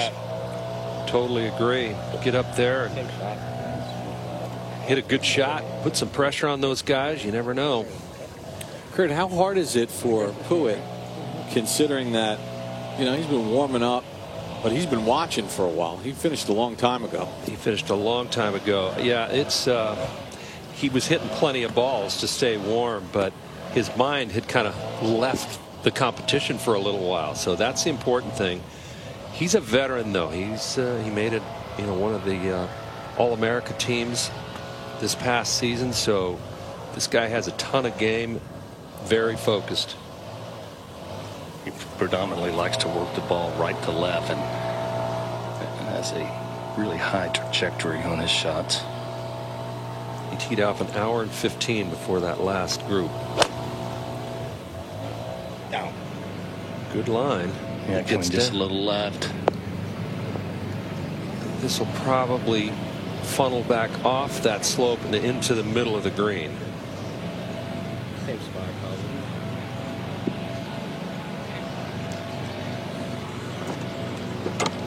That shot did not. It's not going to change the other 2 players' minds, I think, as far as what type of shot they're going to play. Oh no, they just finished playing. Both Lundell and Hightower hit fantastic shots here at the closing hole. Same club for Lundell. It's 8-iron.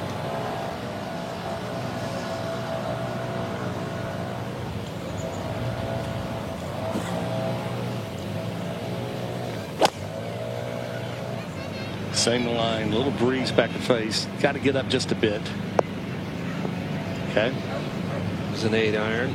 It'll probably funnel back down there as well. It's going to have about the same putt that he had the last time. Yeah, somebody may end up getting a pretty good read here. Now Highsmith also going with an 8-iron. Yeah.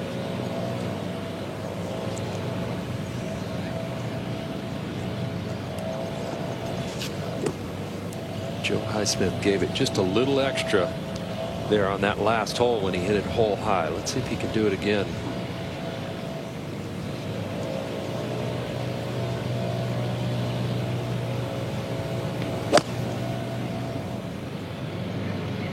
Another good looking shot. Does it stay up on that ridge?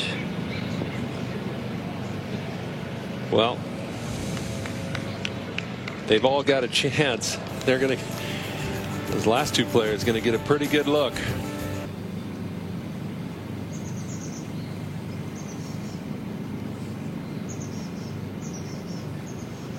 Puett Anupam Subsai made 8 birdies in his round today. Just settle those nerves.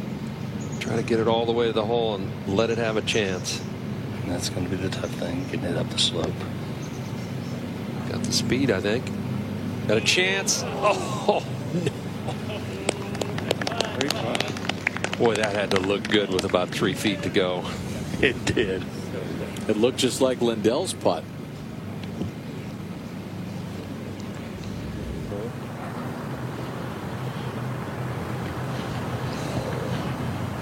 His teammates thought it might drop. Now Lundell had a 4-shot lead starting the final round. 1/71 today.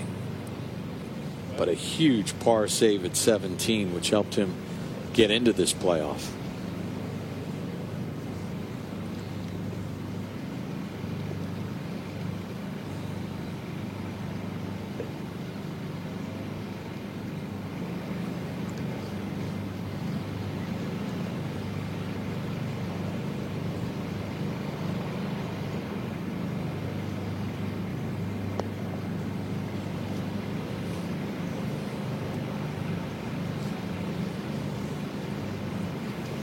An aggressive stroke there. He's got some work now left for his par coming down the hill. I like it, though. I mean, he had it on the high side. If it just dies a little bit, it would have turned hard right. So for the second time in about 20 minutes, Joe Highsmith of Pepperdine will have a putt to win the Western Intercollegiate.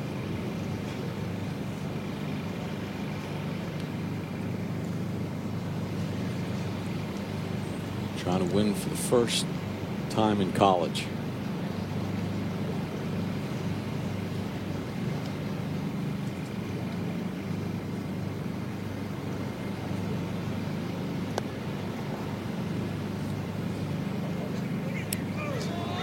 Really good try. Good roll.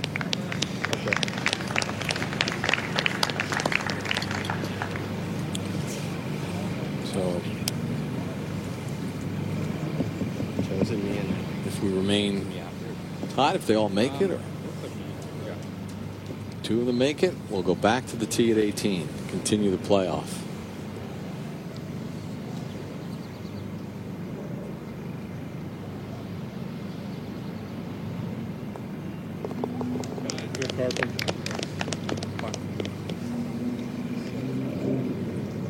Lundell with his par.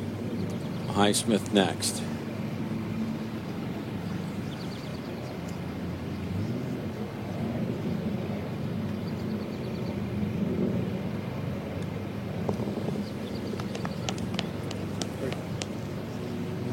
Anapan Subsai to join them back on the tee at 18.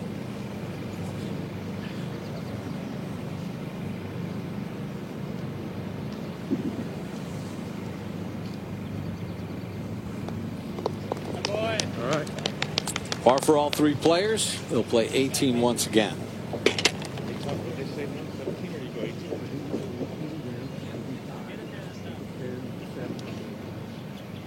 Yeah. Let's take a look at some of the scores as far as the individual, and there were some good scores.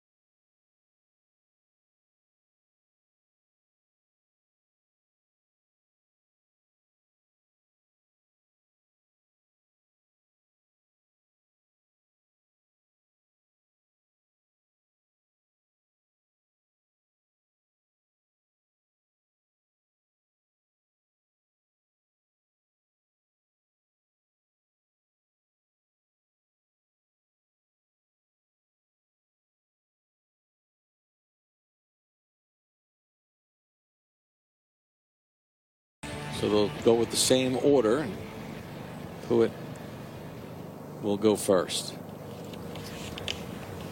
Yeah, all three players in that portion of the green in the first playoff hole had good looks. All three hit quality putts as well, Kurt. They sure did. They showed good nerves there, and they played to win. Kurt, you know, we saw Highsmith attack the flag at the end of regulation, but anything right or left of that flag, you have to putt defensively, don't you? Where you could be more aggressive if you're below the hole. You do. I mean, it takes, you know, almost a perfect shot. I mean, a hole-in-one would be perfect, but it takes almost a hole-in-one to get anywhere near 3-4 feet from the hole, and long is dead. Again, that's why so many of these guys are okay with the middle of the green here. The slope just funnels it right back to the middle. 8-iron once again. Hit it just left of the flag. Should funnel back a little bit, does it? Just like, almost exactly like the shot he hit the first time around. He's going to have almost the same putt if it stops right in there.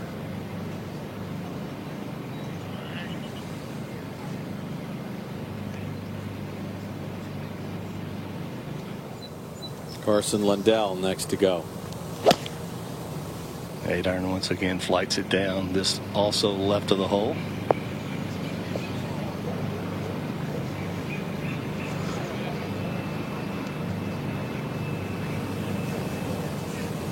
Eric, much more the same right now. Yeah.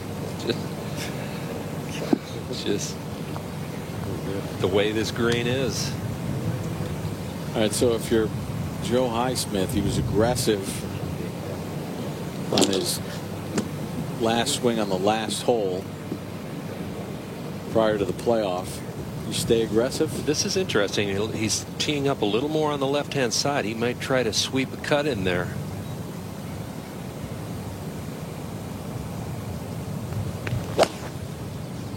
Yeah, this is just a high little right to left shot. This comes back. Oh, man. Wow.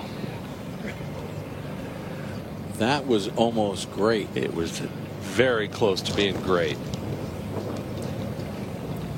With his teammates looking on, watching the tee shot of Joe Highsmith.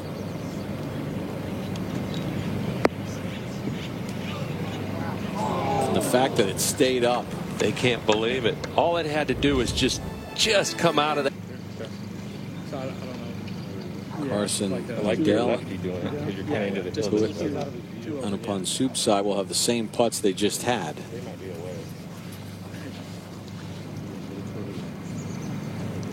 It's probably you guys first, right? Looks like it. I think so. It's going to be Lundell first to putt. He had to have Pruitt move his marker just a bit. We've been stepping on it. A little different angle for Lundell this time, Kurt. A little bit more to the right. And just maybe a fraction, maybe 3 to 4 feet longer than his 2 previous putts here. He's done a good job of getting the ball to the hole and at least giving it a chance. See if he can do it for a 3rd time.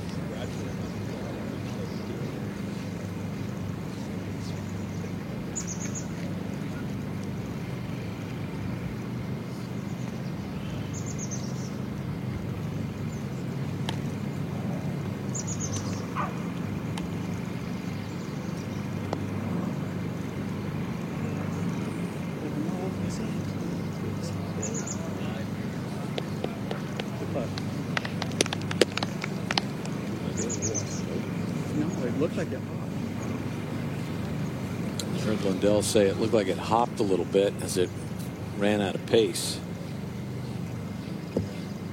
Got on the back. Yeah. Right out here. Pruitt definitely got a fantastic read on that one. And the line was good once again for Lundell, just not carrying enough weight up there.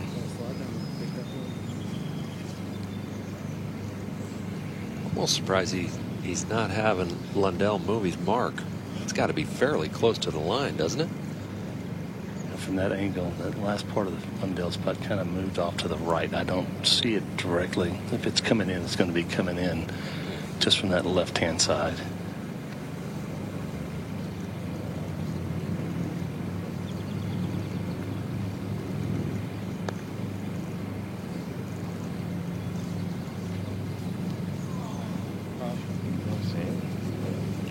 It almost looked like that one stopped turning. Right in there. Well, I think Carried a little bit more speed, but definitely just stopped turning. Yeah, I was thinking like landed in here.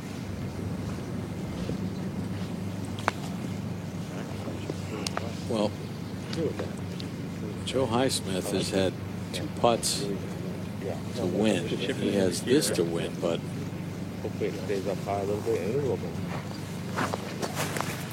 Well, he's going to go What do you think about just. this pitch mark? Is it? Should I be on this side of it? Oh. I think you need to be on the high side of it. Yeah. Okay. All he needs to do is advance his Don't worry about that. little shot, maybe 2.5, 3 feet at the most. See if he can hit the spot out there to the left, and then it'll take a hard right.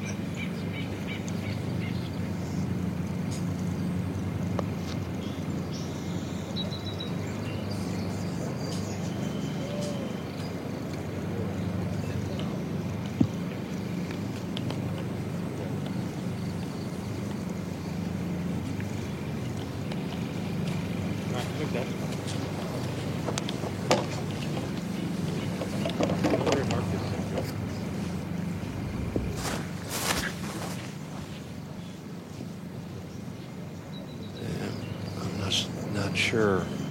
He could have done a lot more than that. Just so much slope back there. Down flat. Sit. Kurt, you think about it as his teammates watch on. If that tee shot just rotates one hop back, he's looking at. May have this putt right here. May have this putt right here. You're right. Like a cup out, right? Yeah, but did you hit that last one right? I don't know. I think it was nuts. Yeah. I think I can go aggressive with the cup out. I do. One advantage here for Highsmith there is he can give this one a good firm hit because it is back up the hill.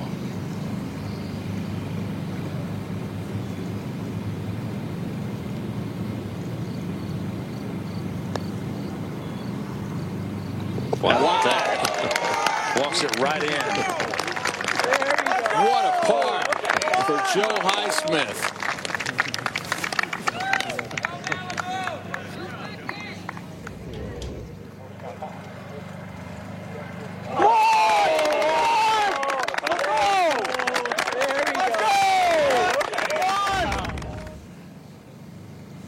Now Puett for his par.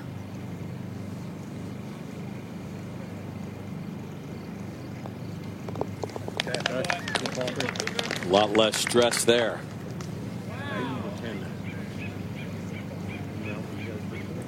BYU's Carson Lundell. Now is his par putt to remain in the playoff.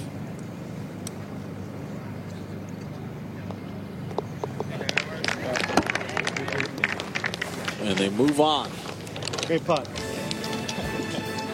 10th hole is up next. Little fist bumps and good sportsmanship.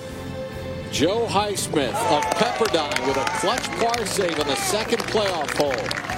Who will win the blue jacket here at Pasatiempo at the Western Intercollegiate?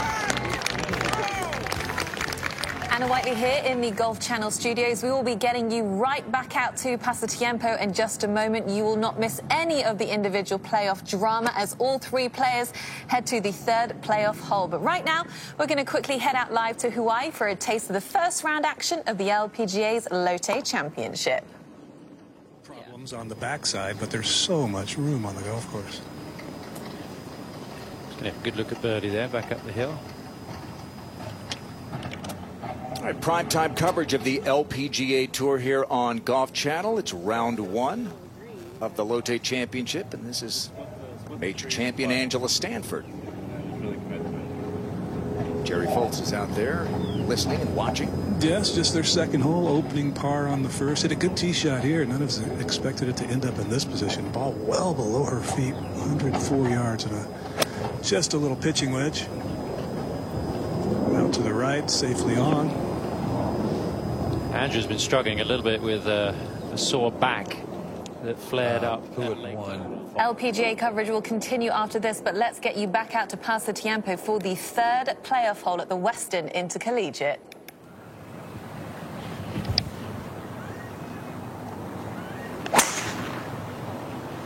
Puett, and upon Subsai's tee shot at 10. Like a quick left. A lot of trouble down there. Penalty area down there. Guys, more than likely that ball, I'm on the other opposite side of the fairway. It looks like that ball is potentially out of bounds. This is the third playoff hole. Carson Lundell of BYU next. And going with less than driver. Loves to hit this low steam shot here, try to chase it down this fairway. Does it once again. Hits it right on the button. This is going to chase out nicely, Kurt. I think with the hole location they have here today, one of these players is likely to make birdie. It's doable. It's kind of been a little bit of a bowl in the back part of this green. There it is back there. There's slope behind the hole. There's some on the left over there. A lot of potential for a birdie if they hit a quality second shot. Joe Highsmith coming off that huge par-saving putt at 18. His go-to shot down that right side with a slider. This one is one. Okay. First one was two. He's going to have an advantage too, because he's going to have a lot less club than Lundell.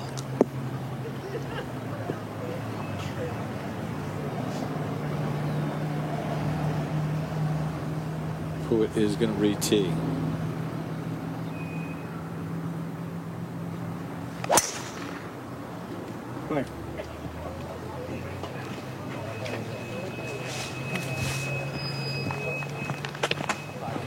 Good swing there, but the damage done with the first tee shot. We're on the third playoff hole here at the Western Intercollegiate. The ball is inbound, isn't it? Yes, I went over there and looked at it and found the ball. It is in the high grass, though. It's going to be tough to advance it anywhere toward the hole. I think the option is just to go out to the right. I mean, it's a wedge. What is that? It's going to be. Okay.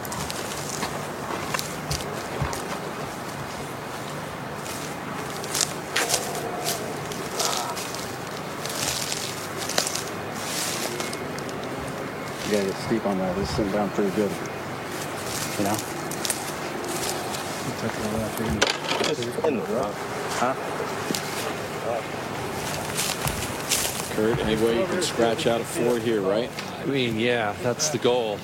You got to be careful.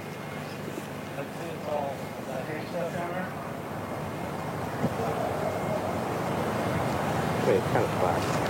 I feel like I'm still putting in there. Right? Yeah. Coach Donovan trying to help him out. The problem here is take a practice. his coach was telling him, don't forget, you got to be really steep on this, because if he doesn't get really steep on it, that stuff's going to wrap around the shaft and it'll either go dead left or he'll whiff it. So he's got to get steep and just chop it back out there. And the ball's actually just kind of perched up. Catches the tree.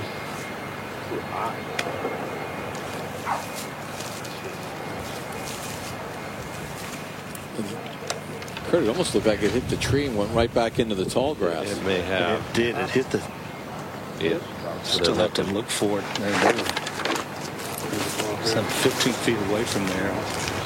Just to make sure that ball is still in play now. Get something on the fairway so you can have a shot at making it. Yep. Get on this right side. Watch out. As he had the option just to go out to the right, get the ball back in the fairway. I think that was a risky shot. Yeah. Just to be able to get this ball back in the fairway. It's going to take brute strength there. When he gets it out, catches the tree once again, drops down in that primary rough on the left-hand side. So he'll be playing his fourth from there as Highsmith and Lundell wait to play their second.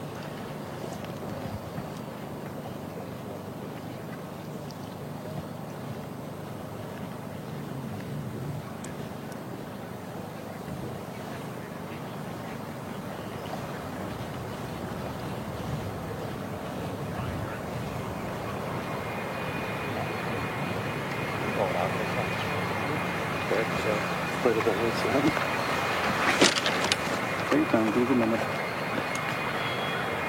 Get into the one a little bit. 63. 63 got into the wind. 70 ball. Got to land at 60. Feel like 8. No, it's wind switching now. Hold on. But this one I like 9. Just keep a little right of that hole, and that'll just funnel. Give yourself a putt out. And I got measured now, Kurt, 164 yards. He's just trying to hit a spectacular shot here, trying to save bogey. And hopes the other two players make a mistake.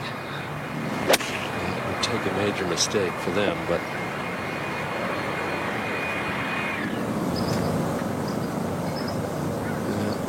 that's not any good there. Well, tough hole. Anapan Subsai.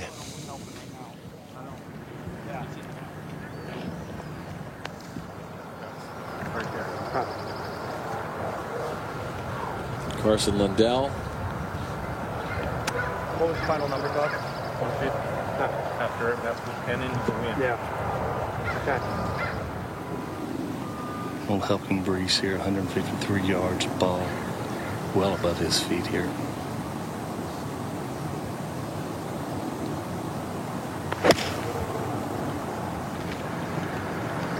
So out to the right, trying to little slope and move it just a bit left here. He's going to miss that bowl I talked about earlier. Not his best, and a huge opening here for Joe Highsmith. And just the way we've seen Highsmith play 18, you got to assume here he's going to be aggressive. I mean, it's in a bowl back there. If you can just get it all the way back to the hole, somewhere around the hole, both sides will feed in, especially from that right side. It'll feed right to the hole.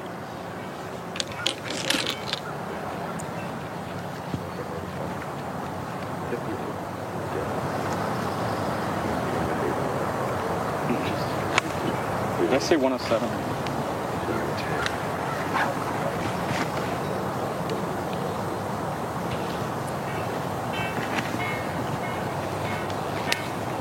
Yeah, I think it's just right kind of skip onto the left. It'll come off to the left foot. Yeah. But I can tell you, Highsmith's I like 95. tee shot is so far down there, he's not even on the side slope, just on the down slope. 11 players birdied this hole in regulation. 107 yards, bringing it in this low, trying to skip it back there.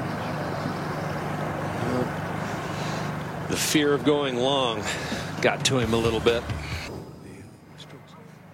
From the ladies in Hawaii over back to Santa Cruz, let's rejoin the guys at Pasatiempo.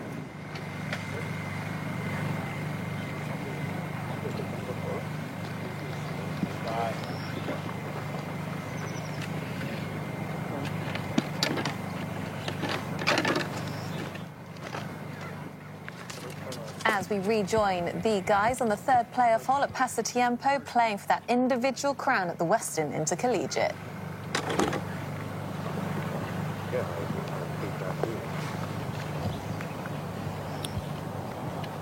This is the third playoff hole here at the Western Intercollegiate with the individual title at stake. Carson Lundell, who led after the second day from BYU, has a birdie putt. Joe Highsmith, who had the lead with 2 holes to play, has a birdie putt. Tough possibility. Remember his how it was sticky and slow? You're right, yeah. So it was sticky, so he hit that little chip and just that little quick spin. Yeah. Look at that. He's going to hit sandwich here instead of putter. Very interesting play. Assistant coach for BYU, Todd Miller. Right at this mark. Trying to help him out here. I'm looking kind of right there.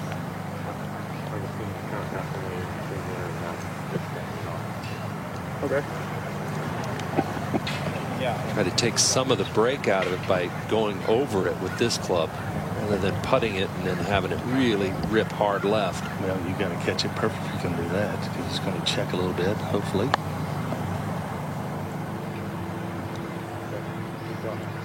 Pretty darn good. Yeah, it's a gutsy play there.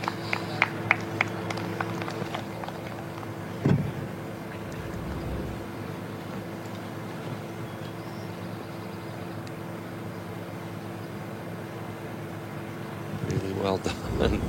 Can't even tell where that club made contact with the grass. Yeah, the course superintendent just breathed a sigh of relief. So it's like the third time now here in the last hour or so, Joe Highsmith is going to have a putt to win. Kurt, the last time I saw someone chip off the green like that, John Mahaffey, the great John Mahaffey, did that back Colorado Springs. That's a whole other story. Highsmith. Set. If it goes in, he wins. Yeah, back uphill, moving back to the left. Not enough break. A lot of work left. Wow.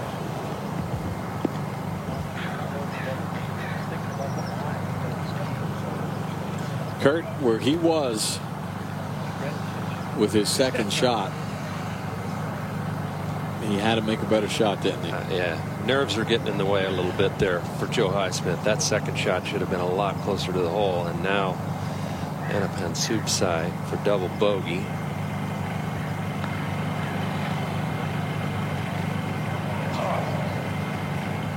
Trouble off the tee, and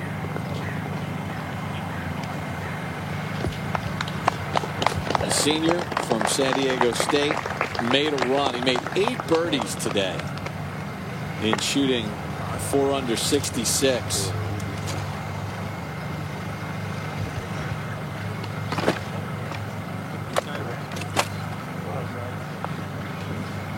Double at the 9th. Huge. Now Highsmith, who made an incredible par save on the previous playoff hole at 18, has this for par.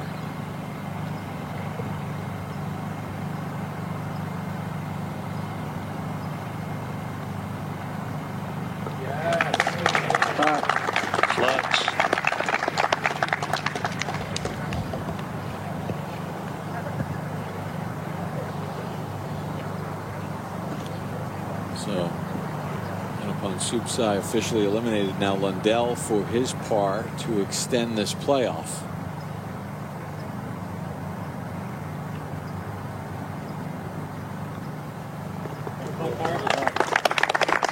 And he does. And I think if you're Lundell, you got to feel like you got to stay there. Quick and pulled to the left. Oh, I did it again. Same shot. Get so lucky. It's exactly what he did an hour ago. My goodness. And for the second time. I mean, he'll take a drop, Burko, and end up in almost the exact same spot. Almost identical to what he just did in regulation. Almost identical than what he did in regulation play there. I mean, that's 2 fantastic breaks there for Lundell. Let's see what Highsmith will do. I can tell you what he's going to do. He's going to the left-hand side of the tee box. He's going to hit that low burning cut up there. His go-to shot when he needs the fairway. Good ball. This might be better than in regulation. Oh, yeah, that's a bullet there. Yeah. Flies the road, which is about 280 out there. Position A with that tee shot. That fairway is the difference between. The longest club.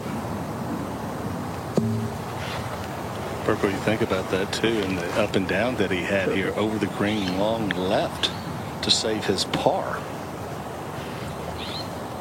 Todd. Right. What area do you think? I want to drop this to avoid the flyer again.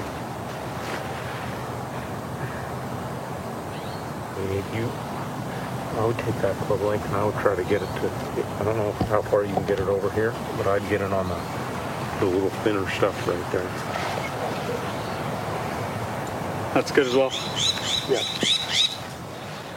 So you got that radius of 1 club length? Yeah. You like in there, the shorter grass or not? Area. Yeah. I like that right there. Good. BYU assistant coach Todd Miller helping Carson in this situation. 163.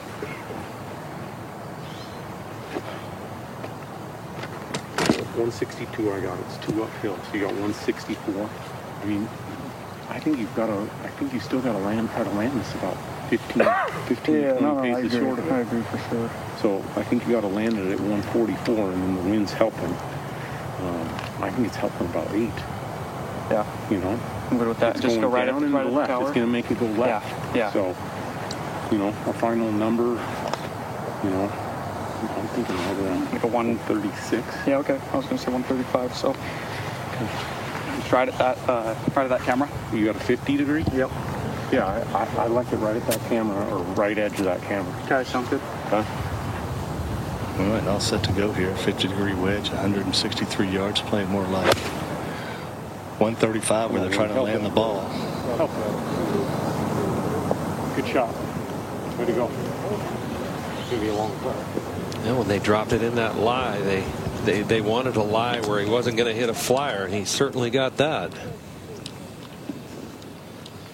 It was well thought out because they know what happened the last time he hit his second, long and left, before getting up and down to save his par. So they wanted to try to at least eliminate that possibility out of the equation. Now Highsmith after a wonderful tee shot.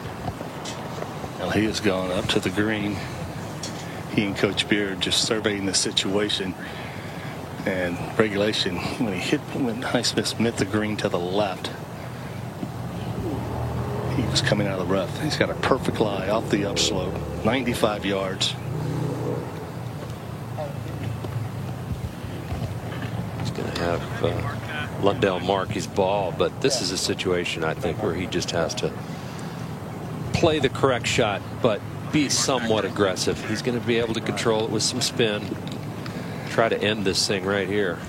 Well, it's interesting. He wants Lundell to mark the ball, but I'm looking at this shot right now, Kurt. I'd try to fly this maybe 8 to 10 yards past the ball of Lundell. Got a good look from high above here. Yeah.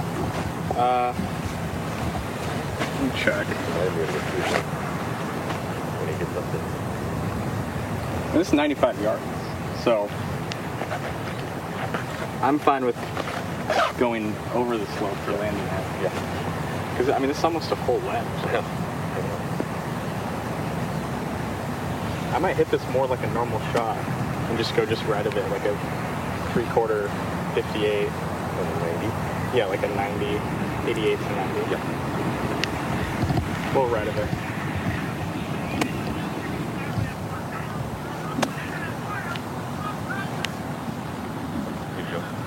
I like 85. It's spread up there. So it's up there. I can see the wind. Okay, let's do 85. Okay. Coach Beard calling him off, saying play it more like 85. Yep. He wants to go just right of it. If he gets too much right of it, that's where the ridge is. It'll feed away from the hole.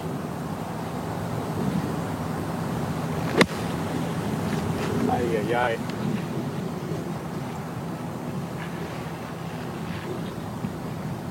Pull the fly. Let's take a look at the best moments of the day, brought to you by Topgolf. And Carson Lundell has had problems on the tee at 17. This was at the end of regulation, and he got a big break as that ball somehow kicked out. So here on the third playoff hole, facing the same tee shot, Kurt, and same result. You had to think he wasn't going to hit that same shot again, but he sure did. Almost identical to the first time around, and he got the great break again, just like the first time around. Amazing. Obviously, that tee shot is, for some reason, very uncomfortable for him.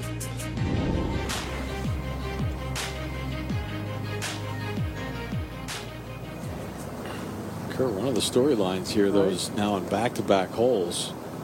Joe Highsmith has had it wide open to really put heat on Lundell and try to slam the door closed, and he's left it wide open. And these guys spend so much time on their wedge play with those scoring clubs, practicing, their distance control. That has to be nerves, just getting in the way of hitting a quality shot, because at 10 he had a wide open look from the fairway, and then after a great drive here at 17, he had a chance to with that being able to spin the ball, be a little more aggressive and put something in there tight. Billy Ray, what about this putt that Lundell has? Yeah, this is going to be very difficult to judge the speed. The first half of this putt, almost 3/4 of this putt, is back uphill, and it will definitely start to move left at the end here. I think perception is, you're on fast greens, that you're a little reluctant to run it past the hole, but I think he's got to give it a bigger hit just to get up this little ridge here. Tendency here, I believe, is to come up actually very well short. This is a long distance here. 2 putts from here would be great.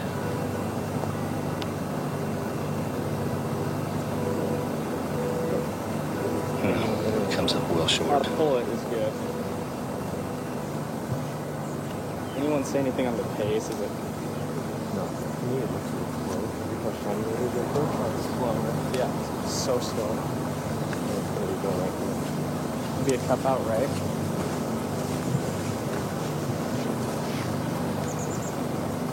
It's getting repetitive, but Joe Highsmith of Pepperdine has a putt to win the individual championship. It sure does. It's not an easy one to make up and over that ridge.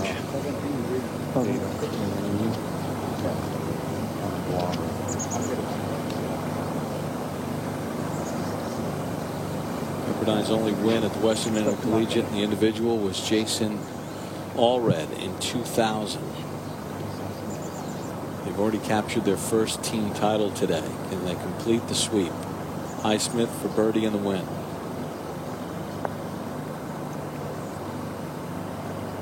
Ooh, try. I think it was coming up to the end.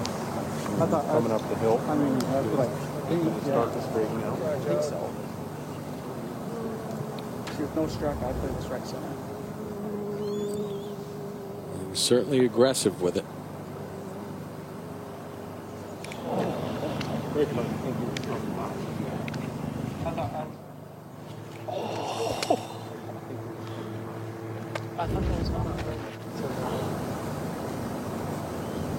College student, little lip balm, no issues. Now Lundell for his par.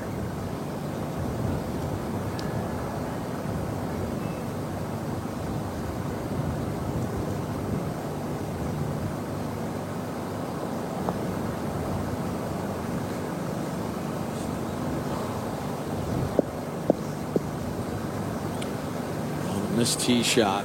He got out of it at the end of regulation and made a great par save. I mean, anything just figure it left center. Watched it go by. Not able to do it this time. So now Joe Highsmith of Pepperdine with this putt for par to win the Western Intercollegiate.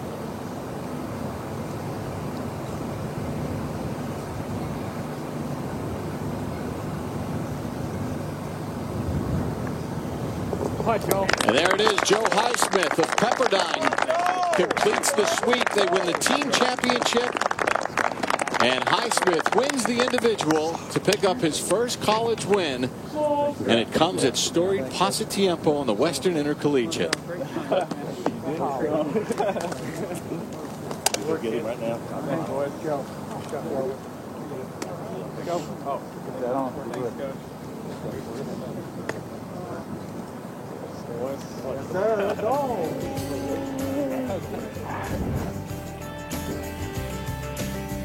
Joe Highsmith joins Jason Allred as individual.